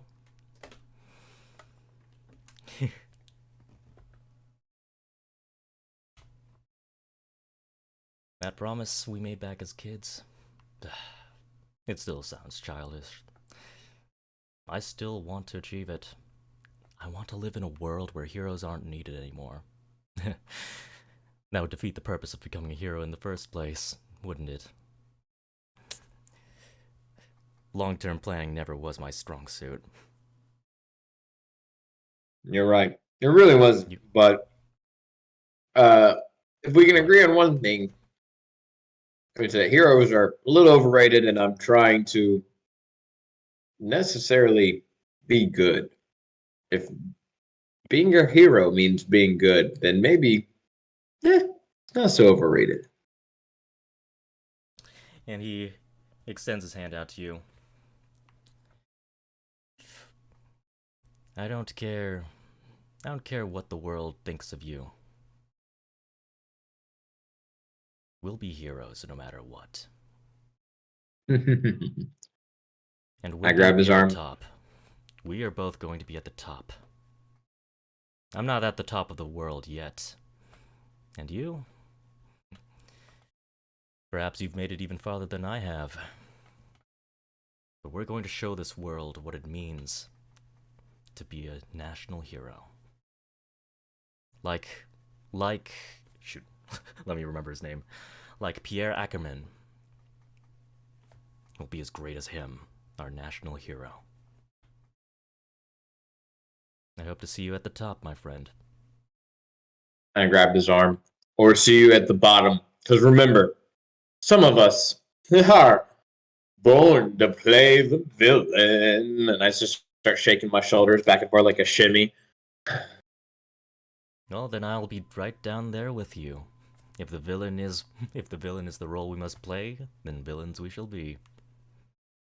And he gives you a small smile. I give him a nice little pat on the butt and say, "Get out there, buddy.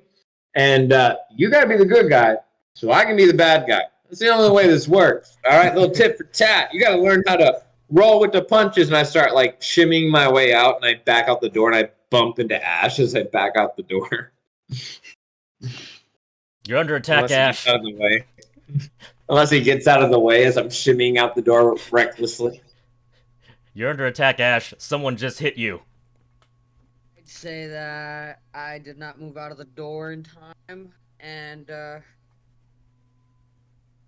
I stumbled back like, come here often? We follow my ass. Oh shit! I didn't know. Oh, did you hear? Did you hear anything?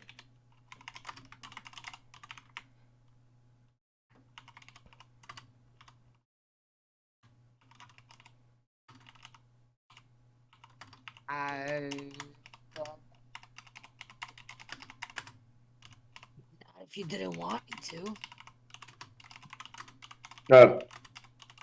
I don't mind, but I think I might need to reintroduce myself to the group when we get back with everybody else before we go to the quarry. Would probably be a good thing. They don't always have to know everything. Alrighty, I am the great Raphael. Or I can just, be myself. It's up to you. It's really up to you. Never thought of it that way. Up to me. I like this. I wonder how Sir Kava would feel about that, eh? Alright. Ash, love you, bud. Let's go join up with the rest of them. I think we actually have a mission to do. I'm glad to have all my clothes and all my belongings. I can't wait to tell you what's been going on. Because honestly, this is news to me. This has been so exciting. This has been the worst and best day of my life. As I start taking off out the church. Everybody gets one.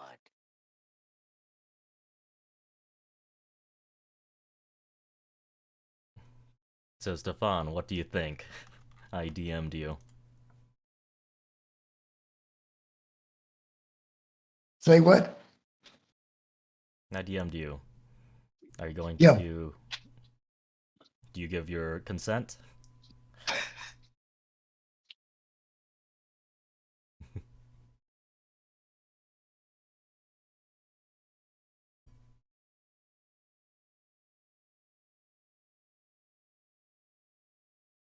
Too many letters.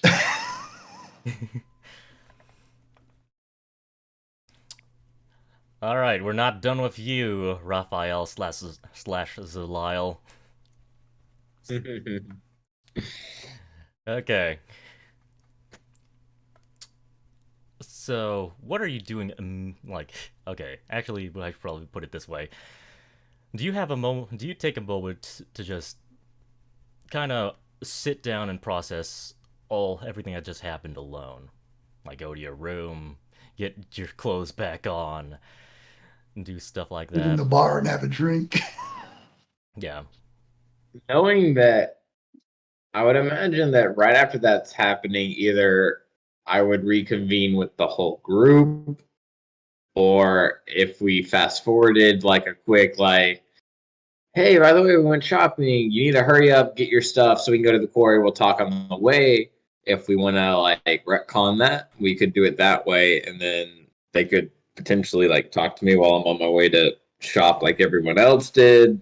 It's dependent on the way the storyline is going. Okay. We'll say that the very first thing you did when you left this morning was go see Rain, and then you got picked up by the Plague Doctor, so you really didn't have a chance to go shopping. So you're getting your shopping out of the way. Yeah, you're umming and ahhing. And you notice Coco just kind of floating in midair right next to you again.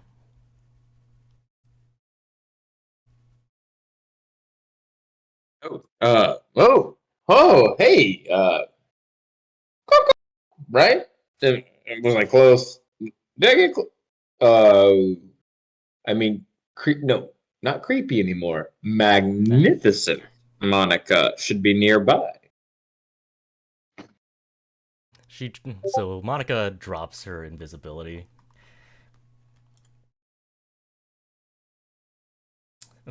Monica drops her invisibility, and just out of the blue, she asks, "Can we be friends?"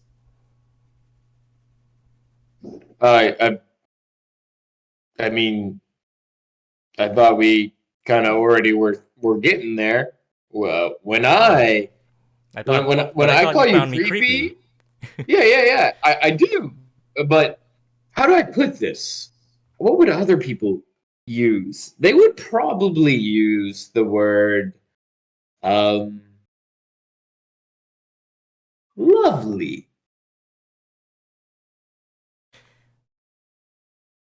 Wait, but lovely doesn't mean remotely the same thing as creepy. Welcome to Confusing Land, the realm of reality that we live on.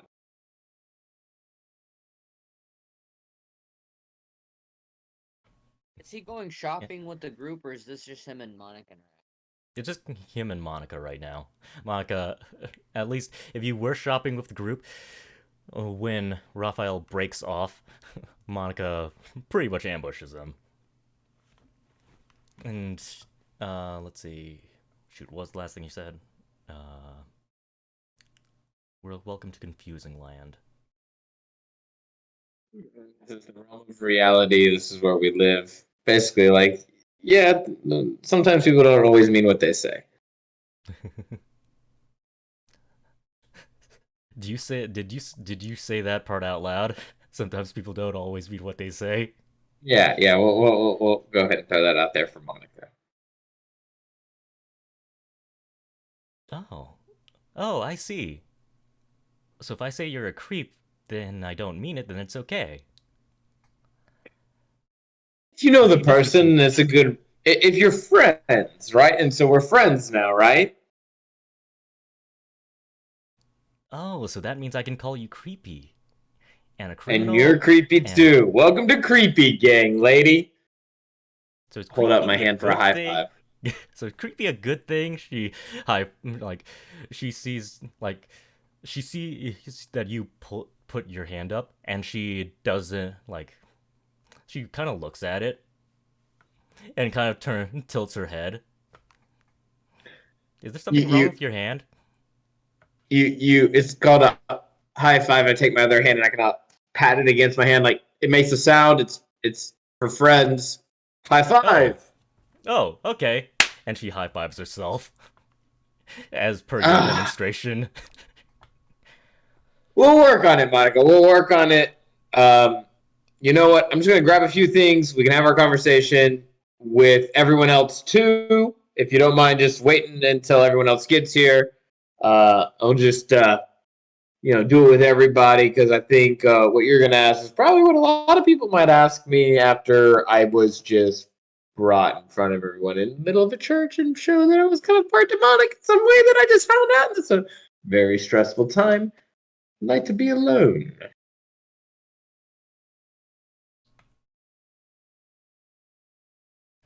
Stressful time. I like to be alone. Oh, well. Okay. And she gives you the most awkward wave off. She doesn't seem like she's herself. If she doesn't seem like she's herself, and I kind of noticed this, I'm going to stop for a second, take a sigh. Minor illusion, a little me running past her and kind of waving at her and motioning her back towards me. Yeah, and she turns around. She does walk back. It's like, oh, did you need something? Well, you seemed like you wanted something. I guess we can talk on the way. And out of character, DM, I feel like I've taken a lot of time in the session. If we want to just we can do this out of session if you want. I mean, it's 10:11. Oh, Ooh, sorry. Yes. That was a very long session. But it was. I'm not sure about you guys, but I enjoyed this. What was happening? Hell yeah. I've been listening. Poor Zorg. Look, you had your moment with Johnny, okay? I guess you're right. You're right. I forgot about that because I was doing laundry and stuff. But yeah. The thing about role-playing games, I know some of you are newer, is it's not about getting perfectly equal time each hour. Sometimes Pyre has the spotlight. Sometimes Raphael has the spotlight. So on and so forth. It is important to interact and speak up, especially if you're feeling bored or if you want to be included. You have to be proactive. But it's okay to sit back occasionally. It's okay to interact occasionally. And on occasion, I'm also fine if you just throw in a random NPC if the situation allows for it. Like if you want to be just a random restaurant guest when I was playing as that noble, you could just do that if you want to interject something, if you think you can add something or add a joke, because I've done that before as well.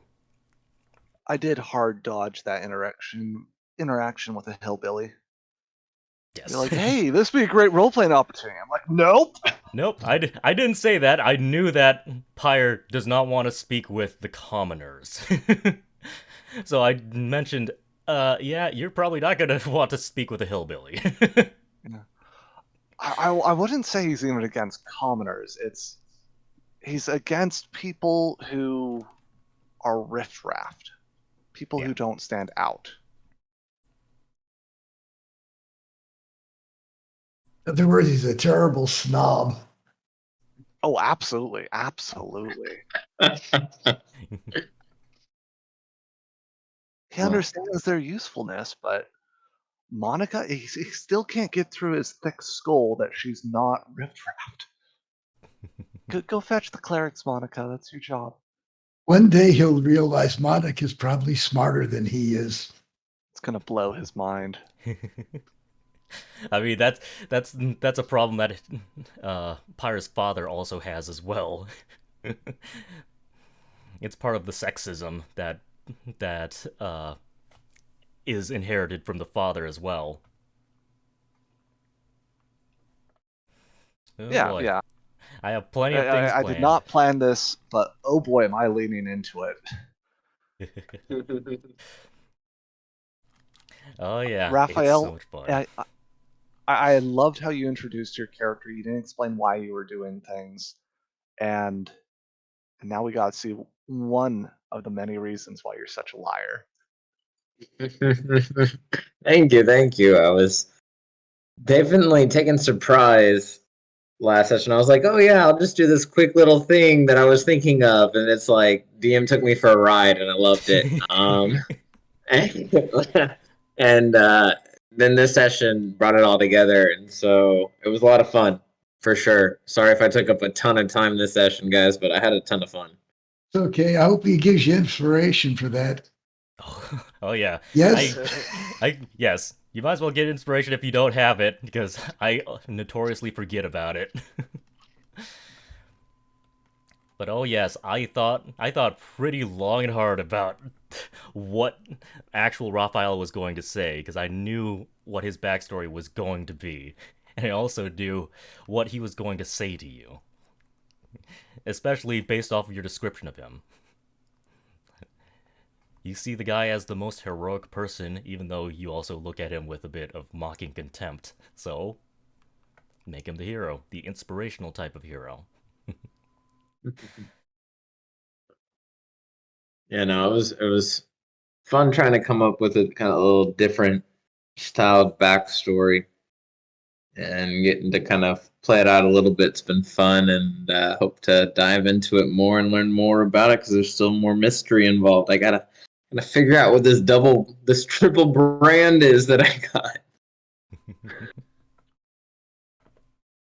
I mean, the Plague Doctor spoke briefly about it, saying that it's possible that Zenova's brand is protecting you from the full evil of the corruption brand. Yeah. All right. And here I thought I was the only one that was gonna whore myself out to the gods. We all have our little secrets. Yeah. Yes, we all do. Apparently, Raphael's is that he's a whore. You know, I didn't know that until now. I mean, Raphael, Secret, Pyre. I think Stefan. No, you guys haven't said anything about gods yet, but there's definitely something going on with royalty. And then Zorg, just that hunk of muscle. Gotta love him. Oh, sorry, Zorg, for that. I absolutely loved how you got in a shouting fight with a noble, and the noble descended to your level. I am born of better blood. I'm born of better blood. What? No me. No me. Yep. Guy who thinks he's so You only Letting missed with the the one half-blood. line you really could have infuriated him with. What are you talking about? You're a mere human. Ooh, yes, that would have definitely hit. Also, I am mildly concerned that vigilante justice involved blinding someone of noble birth because they saw fit to fire one of their own employees. Not execute, not torture, not like castrate, but just like fire him and then, nope, you're blinded. Everyone's like, yeah, justice. And I'm in the Yep, it's- background going like, this does not fit the punishment. What else did this guy do? He's a dick. He deserves it. He's a dick. Yep, Yeah, some yeah, people- yeah, but Those it's jobs like had the come in Aladdin hand scene later. where. What was I that, Smith? asked for his name and I never got his name. I just got like from the house that he was from. Oh, sorry. It's his name would have been Winston Berg. I forgot to say that. Winston Berg. Okay. Winston Berg, the blind beggar. Look, they're loaded. They can probably pull some strings to get that regenerated somehow. Actually, that's a very good point. I didn't think about that. Yeah, that's what Johnny also said too. Like, look, they probably have ways of fixing this. Yeah. I just do know that maybe I don't know how noticeable our characters were, but I feel like there's gonna be consequences later down the road. Just because he's blind doesn't mean he got memory loss. He didn't see who blinded he didn't see who blinded him specifically. The security might have seen Johnny.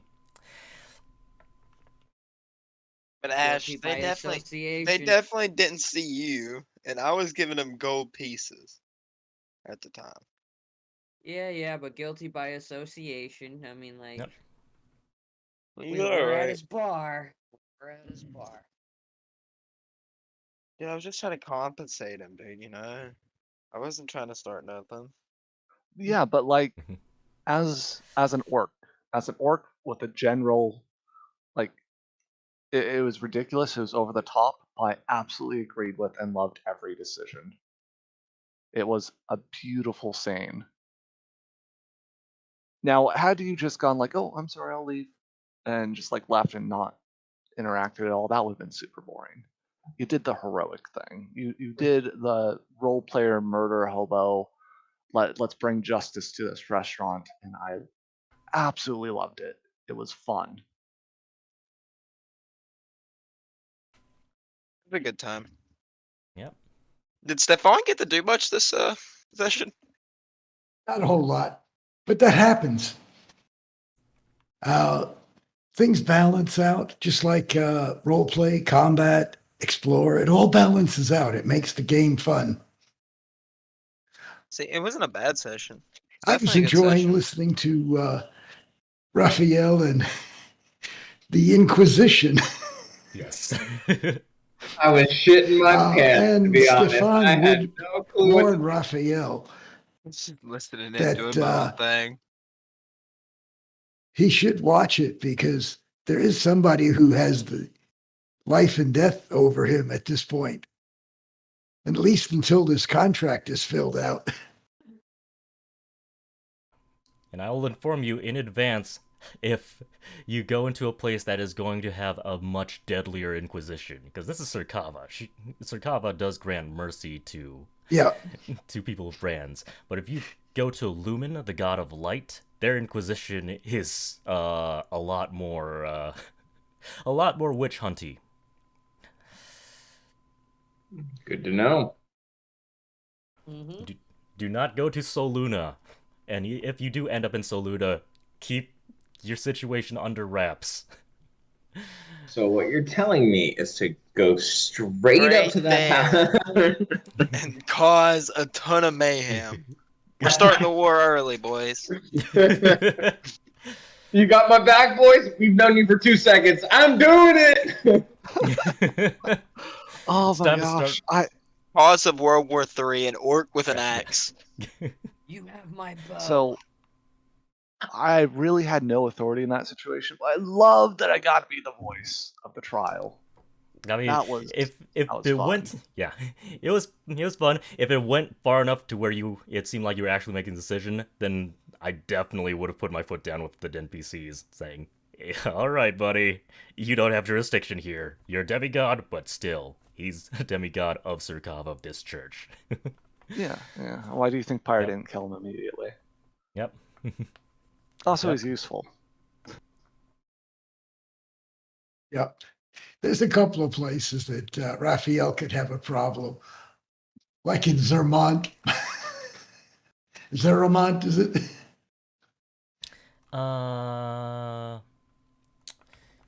Zeramont? Yeah, where they have a lot of Probably. zones of truth going on all the time. In regards to wanting to lie all the time, he'd probably get into trouble with that. Though justice is all about being fair, she probably would be willing to listen to his case and see Yeah, that at he's not least evil. listen. Yeah. If you went to Rivenera with the god of domination, he'd die. Definitely no questions asked.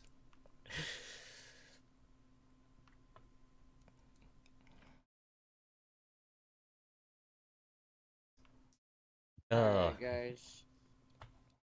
Mr. Mel, are you still at your mom's house? Yeah. Do you have to go back to your family? I mean, like, I'm pretty sure they'd appreciate me if I came home.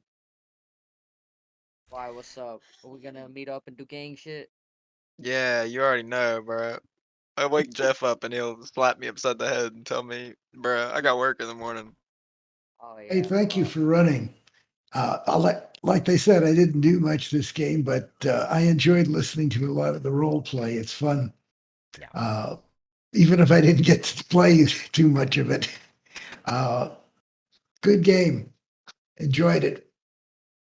Yep, it was fun. Good night, all. If anyone wants to Good leave, night. you can leave now. So good night. Yeah, have a great night. Thank you so much. Hope you have a great one. Be easy, Yep. guys. I'm going to go talk to family. Jorah, I might message you later. If you're still around, we can talk. But Okay. peace and carrots, I'm gone for 15 minutes. All right. Take care. Peace, peace. Y'all have a great Goodbye, night. Ish. Stay safe. Driving home. Oh, yeah.